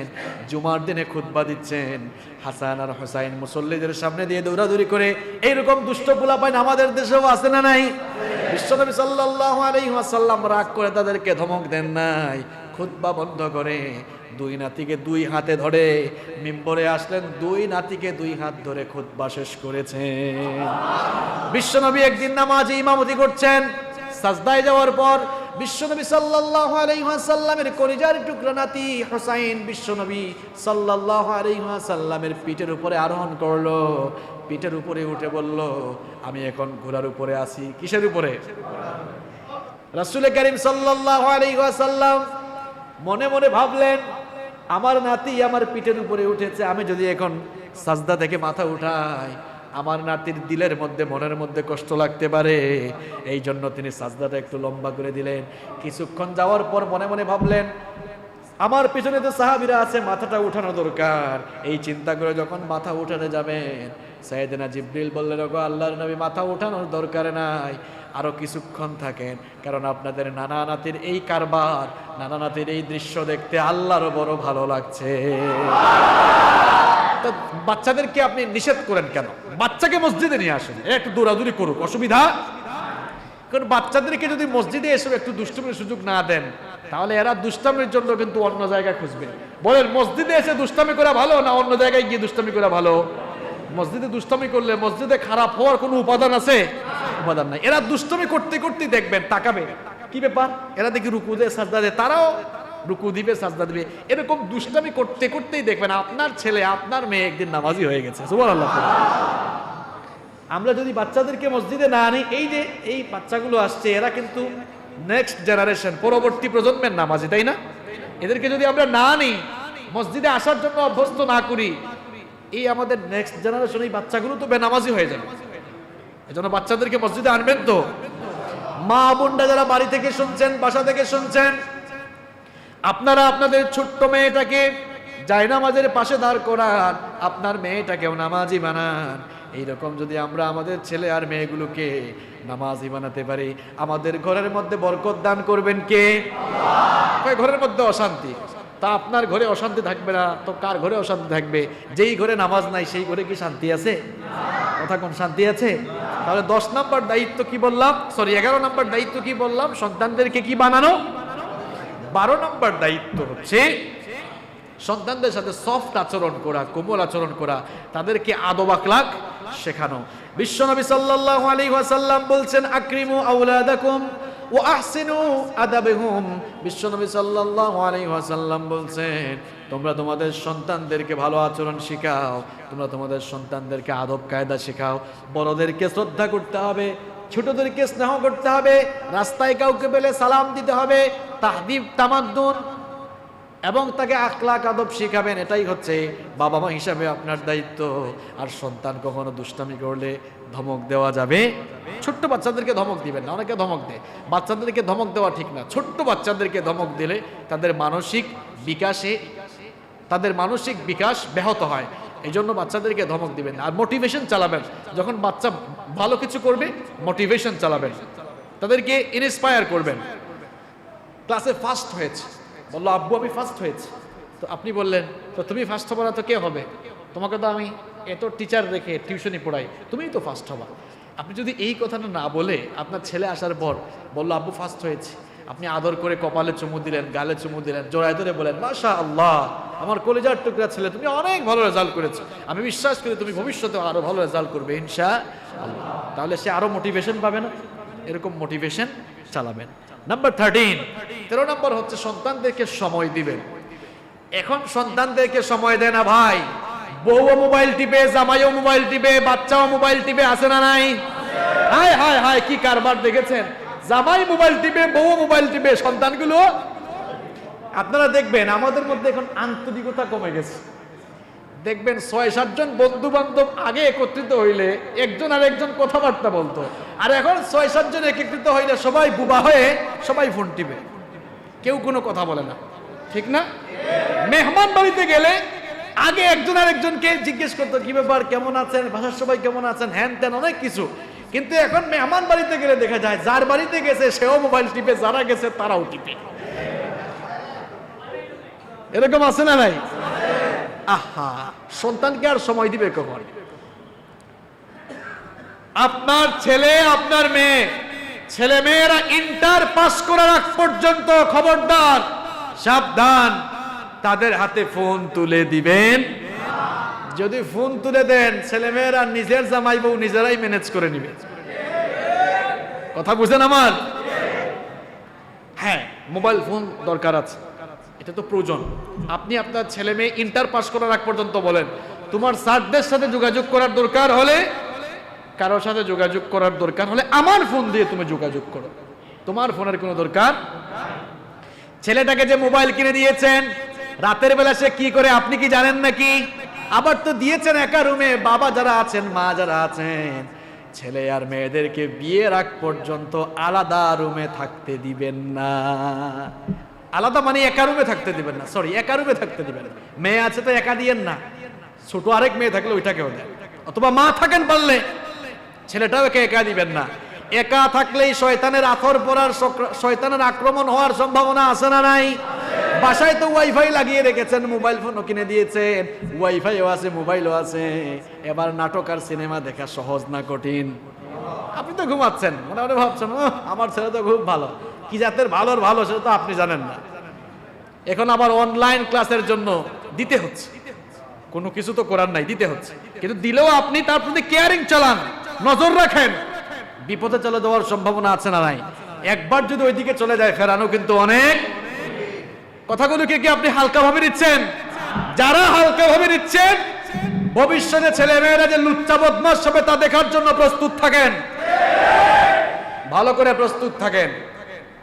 তথ্য প্রযুক্তির এই যুগকে কাজে লাগাবেন, তথ্য প্রযুক্তির পজিটিভ সাইডগুলো গ্রহণ করবেন, নেগেটিভ গুলো এগুলো তো এখনো অ্যাডাল্ট হয় নাই, অ্যাডাল্ট হওয়ার আগ পর্যন্ত বেশি ফালাফালি আছে না নাই? এদিক সেদিক চলে যাইতে পারে। খবরদার, কি আর খবরদার বলবো, আপনারাই তো আপনাদের ছেলে মেয়েদের হাতে, ওরে বাপ রে বাপ, ছোট্ট ছোট্ট ছেলে মেয়েরা এখন আইফোন চালায়, ছোট্ট ছোট্ট ছেলে মেয়েরা এখনো, আমরা নিজেরাই এখনো আইফোন চালাই না, তারা আইফোন চালায়। চিন্তা করেছেন আপনি? বাসায় তো ওয়াইফাই লাগিয়ে রেখেছেন, খুব প্রয়োজন না হলে ঘুমাতে যাওয়ার আগে ওয়াইফাইয়ের সুইচটা বন্ধ করে দেন। খুব প্রয়োজন, কিসের প্রয়োজন? রাতের বেলা ঘুমা, ওয়াইফাই বন্ধ করে দেন, রাউটারটা আপনার রুমে রাখেন বন্ধ। আর ছেলে মেয়েরা বিশ্ববিদ্যালয়ে উঠলে ফোন লাগে, স্বাভাবিক, এটা ফোন লাগবে। রাতের বেলা কি করবেন? রাত 11টা হয়ে গেছে, ফোন দে। রাতের বেলা ফোনের কোনো দরকার? বলে অ্যাসাইনমেন্ট আছে, ঠিক আছে অ্যাসাইনমেন্ট কর, 1টা পর্যন্ত আমিও জেগে আছি, অ্যাসাইনমেন্ট করেছো, দাও ফোন দাও। যদি সন্তানগুলোকে সুসন্তান বানাতে চান আপনাকেই পদক্ষেপ নিতে হবে। বাসায় মেহমান আসছে, মেহমান বললো কি ব্যাপার, ছেলে মেয়ে কই আপনার? আমার মেয়েটা অ্যাসাইনমেন্ট করে। কোন রুমে? ওই রুমে। গিয়ে দেখেন অ্যাসাইনমেন্ট করে না পর্ন মুভি দেখে। আপনি দেখেন গিয়ে, যান। খবরদার, সাবধান। কলেজে যাওয়ার আগ পর্যন্ত, কলেজ শেষ করার আগ পর্যন্ত মোবাইল দিবেন, এরপরে মোবাইল দিবেন। রাতের বেলা কি করবেন? মনে রাখবেন, বর্তমান সময়ে চরিত্র বিধ্বংসী উপাদানগুলোর মধ্যে সবচাইতে বড় উপাদান হলো এই মোবাইল ফোন। শুধু ঠিক বললে হবে না, গলা ফাটাই। বাসায় যাবেন, আপনাদের যাদের ছেলেরা মেয়েরা বিশ্ববিদ্যালয়ে পড়ে রাতের বেলা কি করবেন? মোবাইল ফোন নিয়ে নেবেন, দিনের বেলা আবার দেন। নাও, রাতের বেলা রাউটারটা অফ করে দেন, ওয়াইফাই সুইচটা বন্ধ করে দেন। এগুলো তো করেন না, এই জন্য তো ছেলে মেয়েরা আবার বলে, হুজুর আমার মেয়ে তো কাম বানাই ফেলছে, ছেলে তো কাম বানাই ফেলছে। ছেলে আর মেয়ে কাম বানায় নাই, ছেলে মেয়ে কাম বানানোর জন্য ব্যবস্থা আপনি করে দিয়েছেন। বুঝতে পারছেন তো ছেলে মেয়ে কেন মা বাবার খেদমত করে না? দায়ী কে? আজকে ভালো করে বুঝেন। নাম্বার 14, 14 নাম্বার হচ্ছে ছেলে মেয়ে লালন পালনে বৈষম্য করা যাবে না। কষ্ট হচ্ছে আপনাদের? আমরাও শেষ পর্যায়ে চলে এসেছি। বৈষম্য করা যাবে না। অনেকে আছে ছেলে মেয়ে দুইজন থাকলে দেখা যায় ছেলে মেয়েকে সমানভাবে প্রায়োরিটি দেয় না, সমানভাবে দেখে না। ছেলেটাকে একটু বেশি আদর করে মেয়েটাকে করে না, এরকম আছে না নাই? প্রথমে মেয়ে হয়েছে একটু কুলে টুলে নিত, আদর করতো। ছেলে হওয়ার পর আর মেয়ের কোনো খোঁজ খবর। ছেলের একটু জ্বর হয়েছে, শেভরনে চলে যায়, সিএসসিআর চলে যায়, অ্যাপোলোতে চলে যায়। আর মেয়ের জ্বর হয়েছে বলে, মাগো তুই একটু ধৈর্য ধর, আছে না নাই? খাবার খেতে বসছে, ছেলেকে মাছের মাথা একদম রান, আর মেয়েটাকে হাড্ডি গুড্ডি থাকলে আর ওই লেস টেস থাকলে ওগুলা দেয়। এরকম আপনারা করেন না? কি ভদ্র দেখছেন, স্বীকার করে করি। এরকম করা যাবে? বিশ্বনবী সাল্লাল্লাহু আলাইহি ওয়াসাল্লাম সতর্ক করছেন, মান কানাত লাহু উনসা ফালাম ইউইদহা ওয়া লাম ইউহনিহা ওয়া লাম ইউআসির ওয়ালাদাহু আলাইহা আদখালাহুল্লাহুল জান্নাহ। বিশ্বনবী সাল্লাল্লাহু আলাইহি ওয়াসাল্লাম বলেছেন, যার মেয়ে সন্তান রয়েছে, মেয়ে সন্তান পাওয়ার পর মেয়ে সন্তানকে যারা তুচ্ছ-তাচ্ছিল্য করে না, জাহেরের যুগের মতো কবর দিয়ে ফেলে না, আর মেয়ে সন্তানকে যারা, মেয়ে সন্তানের উপরে যারা ছেলে সন্তানকে প্রায়োরিটি দেয় না, প্রাধান্য দেয় না, সন্তান লালন পালনে যারা বৈষম্য করে না, যারা ইনসাফপূর্ণ আচরণ করে, আল্লাহ পাক তাদেরকে কিয়ামতের দিন জান্নাতে দাখিল করাবেন। এজন্য ইনসাফ করতে হবে। কি করতে হবে? এটা বাবা মা হিসাবে আপনার দায়িত্ব। নাম্বার 15, 15 নাম্বার দায়িত্ব হচ্ছে সন্তানদেরকে জাহান্নামের রাস্তা থেকে ফিরিয়ে রাখা। ইয়া আইয়ুহাল্লাযীনা আমানু কু আনফুসাকুম ওয়া আহলিকুম নারা। নিজে জাহান্নাম থেকে বাঁচো, নিজের আহাল, নিজের ফ্যামিলিকে জাহান্নামের আগুন থেকে বাঁচাও। আপনার ছেলে মেয়ের প্রতি আপনি একটু খোঁজখবর রাখবেন, কার সাথে মিশে, কার সাথে চলাফেরা করে, এগুলো দেখার দায়িত্ব কার? আপনার। এগুলো দেখার দায়িত্ব কার? আপনার। এগুলো যেন তারা বিপথে চলে না যায়, এই জন্য আপনাকে সতর্ক থাকতে হবে। নাম্বার 16, 16 নাম্বার হচ্ছে আন-নাফাকা। সন্তানদের জন্য আপনি খরচ করবেন। সন্তানের জন্য কি করবেন? সন্তানকে ভালো বানাবার জন্য, সুসন্তান বানাবার জন্য, যোগ্য সন্তান হিসেবে গড়ে তোলার জন্য আপনি খরচ করবেন। 3, 17 নাম্বার হচ্ছে সন্তানদেরকে উপযুক্ত বয়সে বিয়ে দিবেন। উপযুক্ত বয়সে, উপযুক্ত বয়স মানে কি 18 বছর নাকি? 18 বছর নাকি? কথা বলেন। কঠিন কিছু কথা বলবো, মন খারাপ কইরেন না। বিয়ের জন্য 18 বছরকে আপনারা নির্ধারণ করলেন। 18 বছরের আগে বিয়ে করলে আইনত দণ্ডনীয় অপরাধ। আর 18 বছরের আগে অবৈধ প্রেম লীলা করে প্রেগনেন্ট হওয়াটা আপনাদের কাছে কেন অপরাধ নয়? কি আজীব অবস্থা! 18 বছরের আগে বিয়ে করলে কয় বাল্য বিবাহ হয়ে গিয়েছে, 18 বছরের আগে বিয়ে করলে কয়। দেখেছো অবস্থা? আমাদের সমাজের কোনো আইন কানুন মানে না, তো 18 বছর আগে যে কারবার ঘটাইয়া দেয়, সেখানে কি আইন কানুন ভঙ্গ হয় না নাকি? ছেলে মেয়েদেরকে উপযুক্ত বয়সে বিয়ের ব্যবস্থা করে। 30 বছর 35 বছর হয়ে যায়, ছেলে বলে বাবা বিয়ে করব, কয় তোমার এখনো সময় হয় নাই, বাচ্চা রয়ে গেছো। আছে না নাই? ছেলে মেয়েগুলোকে তাড়াতাড়ি বিয়ে দেন। আমরা এখন বিয়েকে কঠিন করে ফেলছি। বিয়ে যত সহজ হবে, জেনা তত সমাজ থেকে কমে। এই যে জেনা বেড়ে যাচ্ছে কেন? জেনা বেড়ে যাচ্ছে কেন? কারণ বিয়েটা অনেক কঠিন হয়ে গিয়েছে। আপনাদের চট্টগ্রামে বিয়ে কঠিন না সহজ? চট্টগ্রামে বিয়ে কঠিন না সহজ? এত কঠিন করেছেন আপনারা, মোহরানা ধার্য করে দিয়েছেন, এত টাকা দিতেই হবে। আবার নীরব যৌতুক আছে না নাই? নীরব যৌতুক আছে না নাই? নীরব যৌতুক মানে বুঝেন? গায়ে লাগতেছে নাকি আপনাদের এখন? প্রিয় ভাইয়েরা, বদনা থেকে নিয়ে এসি পর্যন্ত সব দিতে হবে। চায় না বলে আপনার মেয়ে তো, আপনি খুশি হয়ে যা দেন, কি কায়দা করে বলে। আর না দিলে বিয়ে হওয়ার পর শাশুড়ি বলে, দেখছো কেমন ফইন্নি বউ আমার, অন্যান্য বউদের সাথে সব আসলো কিন্তু এটার সাথে কিছুই। এই জন্য এটাকে একটু কদরও করে কম। এরকম আছে না নাই? আহা, এটা কেন? বিয়েতে মোহরানা চাপিয়ে দেওয়া যাবে না। ছেলে তার সাধ্য অনুযায়ী মোহরানা দিবে। আবার ছেলে বা ছেলে পক্ষ দাবি করেও কিছু নিতে পারবে। বাবা যারা আছেন, ছেলে বিয়ের সময়, ছেলে বিয়ে দেওয়ার সময় মেয়ে পক্ষ থেকে জোর করে নিয়ে নেবেন সবকিছু, এটা দিতে হবে, ওইটা দিতে হবে। কিছু ছেলে তো আছে কয় মোটরসাইকেল দিতে হবে। চট্টগ্রামে এগুলো আছে, আমাদের সিলেটে এটা খুব বেশি।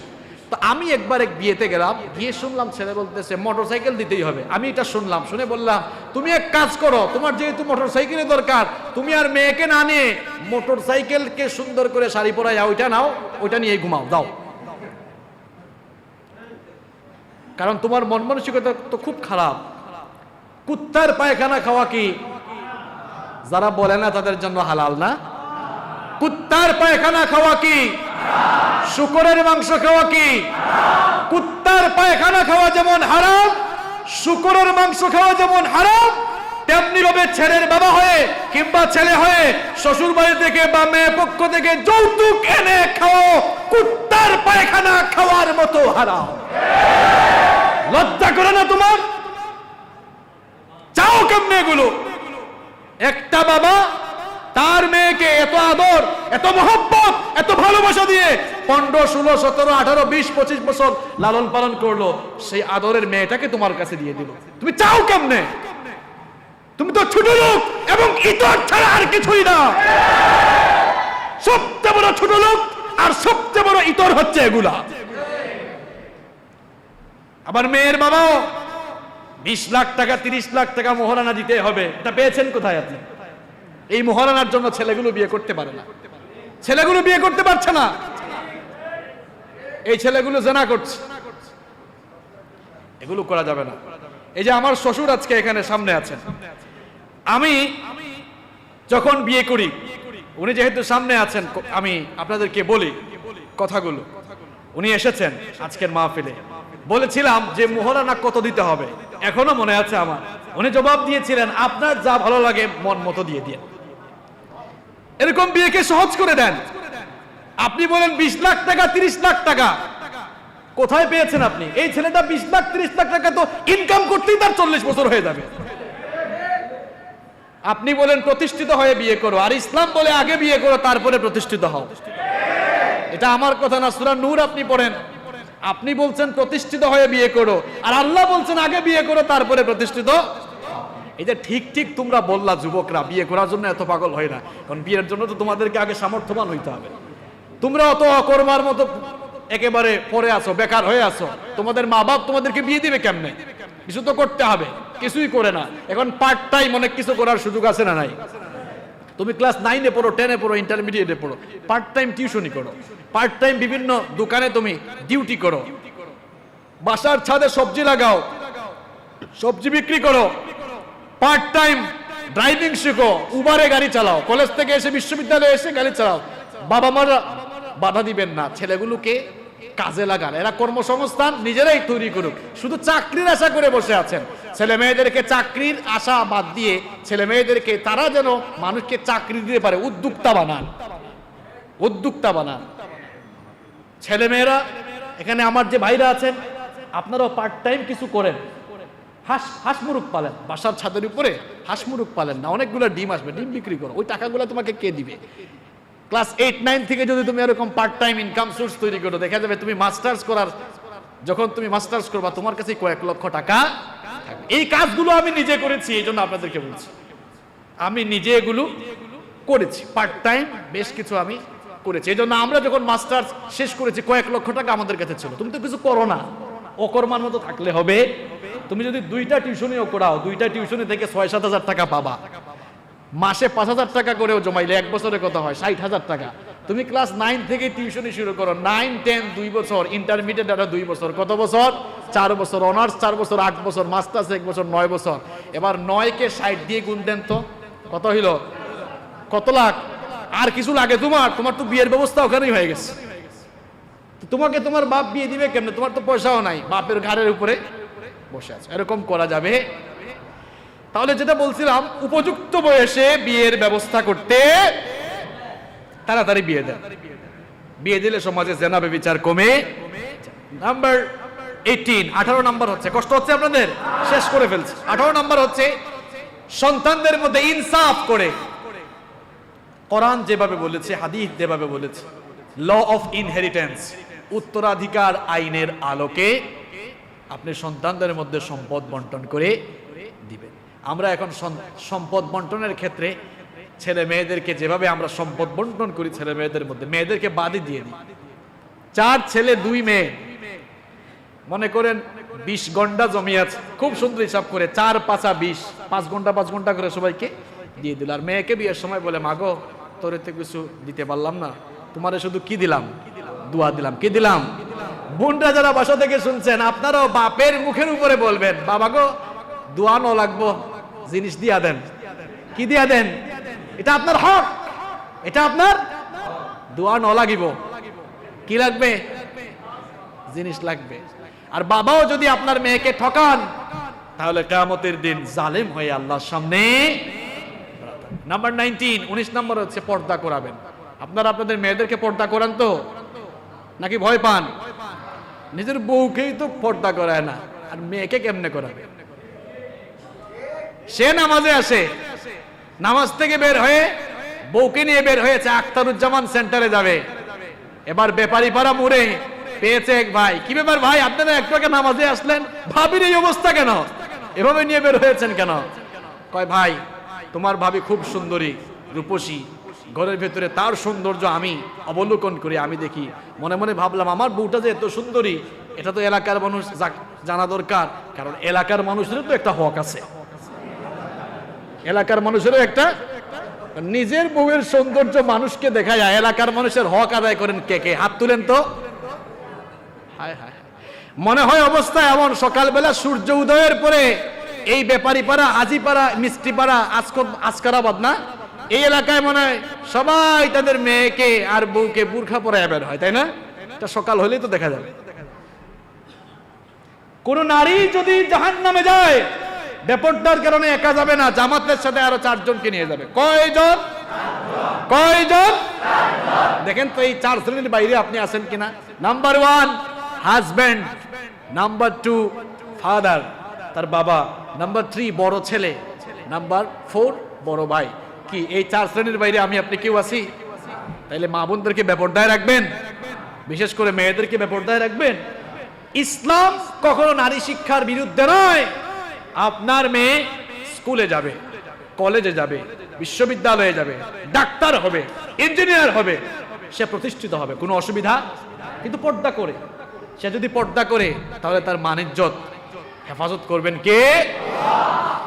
নাম্বার 20, 20 নাম্বার হচ্ছে সন্তানগুলোর জন্য সবসময় দোয়া করতে হবে। কার কাছে? দোয়াটাও আল্লাহ আমাদেরকে শিখিয়েছেন, রব্বানা হাব লানা মিন আজওয়াজিনা ওয়া মিন যুররিয়াতিনা কুররাতা আয়ুনিন ওয়াজআলনা লিল মুত্তাকিনা ইমামা। কি চমৎকার দোয়া আল্লাহ আমাদেরকে শিখালেন। তোমরা দোয়া করো গো আল্লাহ, আমাদের স্ত্রী আর আমাদের সন্তানগুলোকে চক্ষু শীতলকারী আমাদের জন্য বানিয়ে দাও। কি সুন্দর দোয়া, এই দোয়া করবেন তো। তাহলে সন্তান লালন পালনের কয়টা ফর্মুলা আপনাদেরকে বলেছি? এই 20টা আপনার মধ্যে আছে তো? হ্যাঁ, এবার মিলান আপনি। এই 20টা ফর্মুলা মানে সন্তানগুলোকে নেককার, সুসন্তান, আল্লাহওয়ালা, দিনদার, চক্ষু শীতলকারী বানিয়ে দিবেন কে? সন্তানগুলো যখন চক্ষু শীতলকারী, আল্লাহওয়ালা হয়ে যাবে, এই সন্তানগুলো মা বাবার খেদমত করবে, মা বাবার খেদমত করতে হবে। এই অর্ডারটা কার?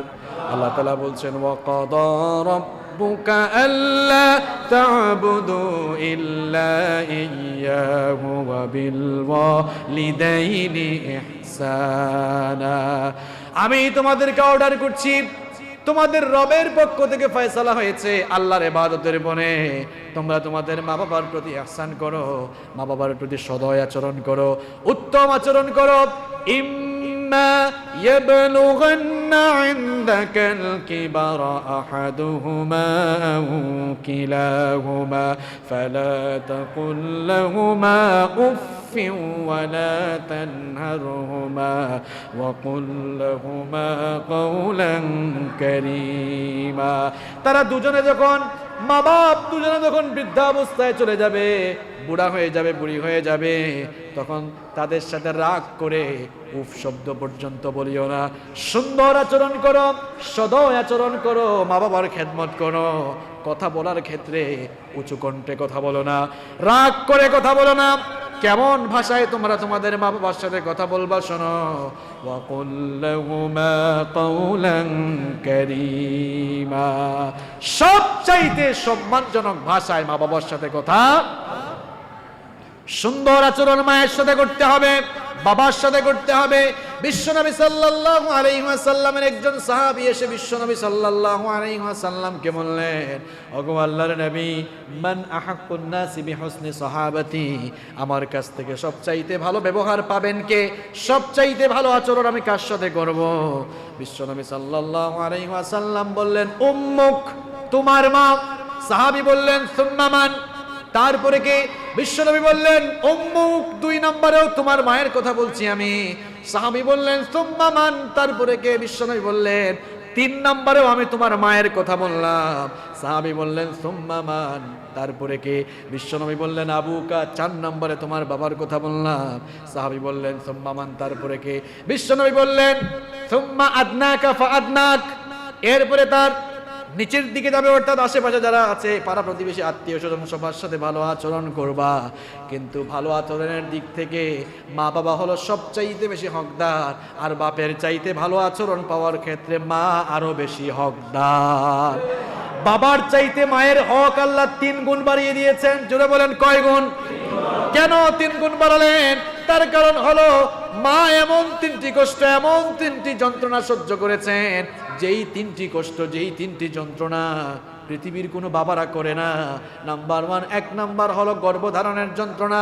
গর্ভধারণ বাবা করে নাকি মা করে? 2 নাম্বার হলো ডেলিভারির যন্ত্রণা। ডেলিভারি বাবা করেন নাকি মা করেন? 3 নাম্বার হলো দুধ পান করানো। এই 3টি কাজ পৃথিবীর কোনো বাবারা করে না, এই 3টা কাজ পৃথিবীর মায়েরা করে। এই জন্য বাবার চাইতে মায়ের হক ইসলাম 3 গুণ বেশি বাড়িয়ে দিল। সেই মাকে আপনি খেদমত করেন না, সেই মা বুড়ি মানুষ বিছানায় পড়ে আছে, একটা দিনও খোঁজখবর নেন না, চিকিৎসা করান না। বাবা যিনি আপনাকে জন্ম দিলেন, বুড়া মানুষ, ঠিক মতো হাঁটতে পারে না, উঠতে পারে না, বসতে পারে না, খাইতে পারে না, নিজে তো আপনি পেট ভরে খান, সেই বাবাকে আপনি খাওয়ান না, বাবার যত্ন নেন না, মায়ের যত্ন নেন না। কি করে আপনি আপনার বাবা মাকে ভুলে গেলেন? আপনার বাবা মা আপনাকে কত কষ্ট, কত দুঃখ, কত যন্ত্রণা সহ্য করে লালন পালন করেছেন। বড় অফিসার হয়েছেন আপনি, ইঞ্জিনিয়ার হয়েছেন, লয়ার হয়েছেন, ম্যাজিস্ট্রেট হয়েছেন, ইঞ্জিনিয়ার হয়েছেন, ডাক্তার হয়েছেন, আজ কত বড় মানুষ আপনি হয়েছেন। কিন্তু এখানে আসার জন্য যাদের সবচাইতে বেশি অবদান, যেই মা এত কষ্ট করে গর্ভধারণ করে জন্ম দিল, সেই মাকেই তো আপনি ভুলে গেলেন। যেই বাবা এত কষ্ট করে উপার্জন করে এই জায়গায় নিয়ে আসলো, সেই বাবাকেও আজ মাস শেষে পয়সা দেয় না। কেমনে সেই বাবাকে ভুলে গেলেন? কেমনে সেই বাবাকে ভুলে গেলেন? বিশ্বনবী বলছেন, যত ইবাদত করো সমস্ত ইবাদত বরবাদ হয়ে যাবে যদি তোমার মা বাপকে রাজি রাখতে না পারো, খুশি রাখতে না পারো। কারণ বিশ্বনবী বলেছেন, রিদার রব্বি ফি রিদাল ওয়ালিদ ওয়া সাখাতার রব্বি ফি সাখাতিল ওয়ালিদ। বাপ মার অসন্তুষ্টে আল্লাহ, বাপ মার সন্তুষ্টিতে আল্লাহ সন্তুষ্ট, আর মা বাপের অসন্তুষ্টিতে আমার আল্লাহ অসন্তুষ্ট। কি মনে করেছেন আপনি? খুব সেনসিটিভ জায়গা এটা। এক সাহাবী এসে বললেন, ওগো আল্লাহর নবী, আপনার সাথে আমাকে জিহাদের ময়দানে নিয়ে যান, আমি জিহাদের ময়দানে যেতে চাই। বিশ্বনবী সাল্লাল্লাহু আলাইহি ওয়াসাল্লাম সাহাবীকে বললেন, হাল্লাকা মিন উম্মিন, তোমার কি মা আছে নাকি, তোমার ঘরে কি মা আছে নাকি? সাহাবী তখন বললেন, নাম, আমার তো মা রয়েছেন। বিশ্বনবী বললেন, ইরজি ইলাল বাইত, তোমার ঘরে ফিরে যাও, আমার সাথে জিহাদে যাওয়া লাগবে না, মায়ের খেদমত করো, ওটাই তোমার জন্য সবচাইতে বড় জিহাদ। কেমনে আপনি আপনার মাকে ধমক দিয়ে কথা বলেন? কেমনে আপনি আপনার বাবার সাথে বেয়াদবি করেন? এই বাবা মা আপনার জন্য কত কষ্ট করেছেন। আল্লাহ পাক বললেন, খবরদার, ফালা তাকুল্লাহুমা উফ, উফ শব্দ পর্যন্ত বলো না, ওয়ালা তানহারহুমা, ধমক দিও না, ওয়া কুল্লাহুমা কাওলান কারীমা, সবচেয়ে বিনয়ের ভাষায়, সম্মানের ভাষায় কথা বলো। আর মা বাবার জন্য দোয়া করবা, পড়েন, রব্বিরহামহুমা কামা রাব্বায়ানি সগীরা, পড়েন আমার সাথে, রব্বিরহামহুমা কামা রাব্বায়ানি সগীরা। এই দোয়াটি করবেন তো? মা বাবার সাথে ভালো আচরণ করবেন তো? আল্লাহ তৌফিক দিন, বলেন আমিন। তাহলে আজকের আলোচনায় সন্তান লালন পালন কিভাবে করব, আর যেই সন্তান লালন পালনে মা বাবা এত কষ্ট করেন, সেই বাবা মাকেও আমরা ভুলে যাব না, মা বাবার সাথে উত্তম আচরণ করবো। আল্লাহ আমাদেরকে তৌফিক দান করুন, আমরা বলে আমিন, আল্লাহুম্মা আমিন। ربنا ظلمنا أنفسنا وإن لم تغفر لنا وترحمنا لنكونن من الخاسرين ربنا اصرف عنا عذاب جهنم إن عذابها كان غراما اللهم إنا نسألك العافية في الدنيا والآخرة اللهم إنا نسألك العافية في الدنيا والآخرة اللهم إنا نعوذ بك من البرص والجنون والجذام ومن سيء الأسقام اللهم ارفع عنا هذا البلاء والوباء يا رب العالمين رب العالمين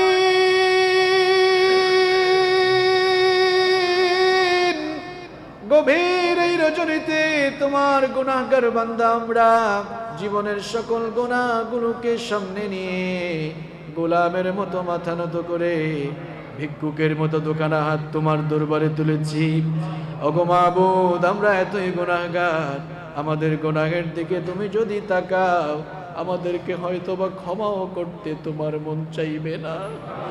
রব্বুল আলামিন, তুমি তো বলেছো লা তাকনাতু মির রাহমাতিল্লাহ, বান্দারে গুনাহ করেও আমার রহমত থেকে নিরাশ হয়ে যেও না।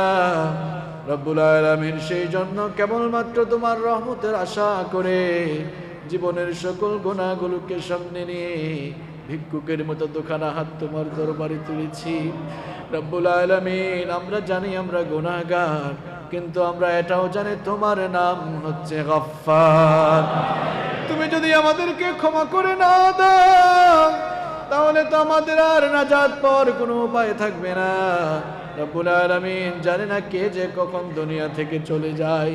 রব্বুল আলামিন, তথ্য প্রযুক্তির চরম উৎকর্ষতার যুগে আমরা বাস করছি। ঘরে বসেই গোটা দুনিয়ার খবরাখবর নেওয়া গেলেও আমরা কিন্তু কেউ জানি না আমাদের কার জন্য কাফনের কাপড় সে দোকানে রেডি হয়ে আছে। রব্বুল আলামিন, ইয়া আরহামার রাহিমিন মাবুদ, যদি আমাদের মৃত্যুর সময় এসে যায় আর এভাবে গুনাহগার অবস্থায় আমরা কবরে চলে যাই, তাহলে কবরে গিয়ে জাহান্নাম ছাড়া আর কিছুই নসিব হবে না। মাটির তৈরি এই শরীর নিয়ে আগুনের তৈরি জাহান্নামে পড়তে পারবো না গো আল্লাহ। সেই জন্য তোমার কাছে ফরিয়াদ করছি, আমরা আমাদের জীবনে যত গুনাহ করেছি সকল গুনাহগুলো মাফ করে দিয়ে আমাদেরকে নিষ্পাপ বানিয়ে বেগুনাহ বানিয়ে এই মসজিদ থেকে বের করে দাও। রব্বুল আলামিন, ইয়া আরহামার রাহিমিন মাবুদ, আমাদেরকে দৈনন্দিন 5 ওয়াক্তের সালাত আদায় করার তৌফিক দাও। আমাদের স্ত্রী, পরিবার, পরিজন সকল মানুষগুলোকে নামাজি বানিয়ে দাও। রব্বুল আলামিন, আমাদের কলিজার টুকরা মা বাবাকে মাফ করে দাও। আমাদের যাদের মা বাবা দুনিয়া ছেড়ে অন্ধকার কবরে চলে গিয়েছেন, কবরগুলোকে জান্নাতুল ফেরদাউস বানিয়ে দাও। আমাদের যাদের মা বাবা বেঁচে আছেন, নেক হায়াত বানিয়ে দাও। আল্লাহুম্মা গফির লি ওয়া লিওয়ালিদাইয়া ওয়া কুর রাব্বিরহামহুমা কামা রাব্বায়ানি সগীরা। রাব্বিরহামহুমা কামা রাব্বায়ানি সগীরা। রব্বুল আলামিন, আমাদের পাড়া প্রতিবেশী, আত্মীয় স্বজন যারা কবরে চলে গিয়েছেন, মাফ করে দাও। এই এলাকায় যত কবরস্থান রয়েছে, কবরস্থানের সকল মুর্দেগানদেরকে তুমি ক্ষমা করে দাও। রব্বুল আলামিন, আমাদের মধ্যে যারা অসুস্থ রয়েছেন তাদেরকে তুমি শিফা দান করে দাও। রব্বুল আলামিন, বিশেষ করে বাংলাদেশ সরকারের সাবেক মন্ত্রী জনাব আলহাজ ডাক্তার আফসারুল আমিন এমপি সাহেব অসুস্থ, দোয়া চেয়েছেন। রব্বুল আলামিন, এমপি সাহেবকে তুমি তোমার কুদরতি দাওয়াখানা থেকে সুস্থতা নসিব করে দাও। রব্বুল আলামিন, ইয়া আরহামার রাহিমিন মাবুদ, মরহুম আলহাজ মোহাম্মদ আব্দুর রহমান সৌদাগর, মরহুম আলহাজ মোহাম্মদ আব্দুস সালাম সৌদাগর, মরহুম মোহাম্মদ সুলতান সাহেব, মরহুমা আয়েশা খাতুন, মরহুমা মাইফুলা খাতুন, মরহুমা আব্দুল খালেক, মরহুম আব্দুস সুবহান সৌদাগর, মরহুম আহমদুর রহমান, মরহুম আব্দুস সালাম আব্দুস সত্তার সৌদাগর। রব্বুল আলামিন, মরহুম ফরিদ আহমদের জন্য তার পরিবারের লোকেরা দোয়া চেয়েছেন, তারা সবাই দুনিয়া থেকে বিদায় নিয়েছেন। রব্বুল আলামিন, তাদের কবরের আযাব মাফ করে দিয়ে কবরগুলোকে জান্নাতের বাগান বানিয়ে দাও। রব্বুল আলামিন, মসজিদ কমিটির সভাপতি, সেক্রেটারি, কোষাধ্যক্ষ, মোতাওয়াল্লি সহ এই মসজিদ কমিটির পরিচালনায় যারা রয়েছেন সকলকে কবুল করে নাও। সকলের নেক হায়াত বাড়িয়ে দাও। মসজিদের খতিব সাহেব, ইমাম সাহেব, মুয়াজ্জিন সাহেব, খাদেম সাহেব সহ মসজিদে যারা কর্মরত রয়েছেন তাদের সকলকে তুমি কবুল করে নাও। রব্বুল আলামিন, সকলের তুমি নেক হায়াত বাড়িয়ে দাও। বিশেষ করে আজকের মাহফিলের অন্যতম আয়োজক মসজিদের সম্মানিত মুতাওয়াল্লি জনাব কবির আহমদ সাহেবকে কবুল করে নাও। রব্বুল আলামিন, জনাব কবির আহমদের পরিবারের সকলের হায়াত বাড়িয়ে দাও। রব্বুল আলামিন, ওনার ছেলে মেয়েদের নেক হায়াত বাড়িয়ে দাও। ছেলে মেয়েগুলোকে সুসন্তান বানিয়ে দাও। রব্বুল আলামিন, মসজিদ পরিচালনা কমিটিতে যারা রয়েছেন তাদের যোগ্যতা তুমি আরো বাড়িয়ে দাও। রব্বুল আলামিন, আমাদের প্রিয় মুজিব ভাইকে তুমি কবুল করে নাও। রব্বুল আলামিন, মুজিব ভাইয়ের নেক হায়াত বানিয়ে দাও।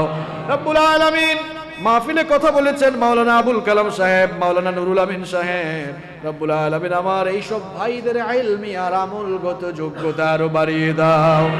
রব্বুল আলামিন, এই মাহফিল করতে গিয়ে যারা টাকা দিয়ে, পয়সা দিয়ে, মেধা, শ্রম, বুদ্ধি দিয়ে যারা যেভাবে সহযোগিতা করেছেন, আর আমরাও যারা সবাই মাহফিলে শামিল হয়েছি, কাল কিয়ামতের কঠিন বিভীষিকাময় দিনে এই মাহফিলকে আমাদের সকলের জন্য নাজাতের ওয়াসিলা বানিয়ে দিও।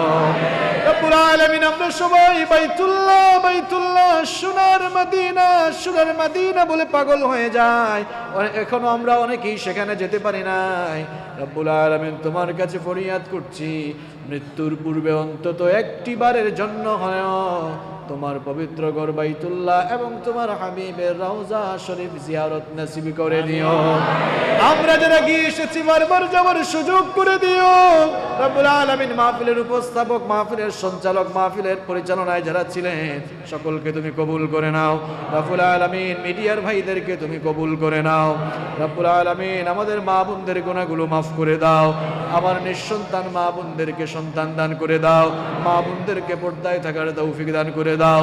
বিফদলি সুবহান রাব্বিকা রাব্বিল ইজ্জাতি আম্মা ইয়াসিফুন ওয়া সালামুন আলাল মুরসালিন والحمد لله رب العالمين وجاء الآخر كلامنا عند الموت لا إله إلا الله محمد رسول الله.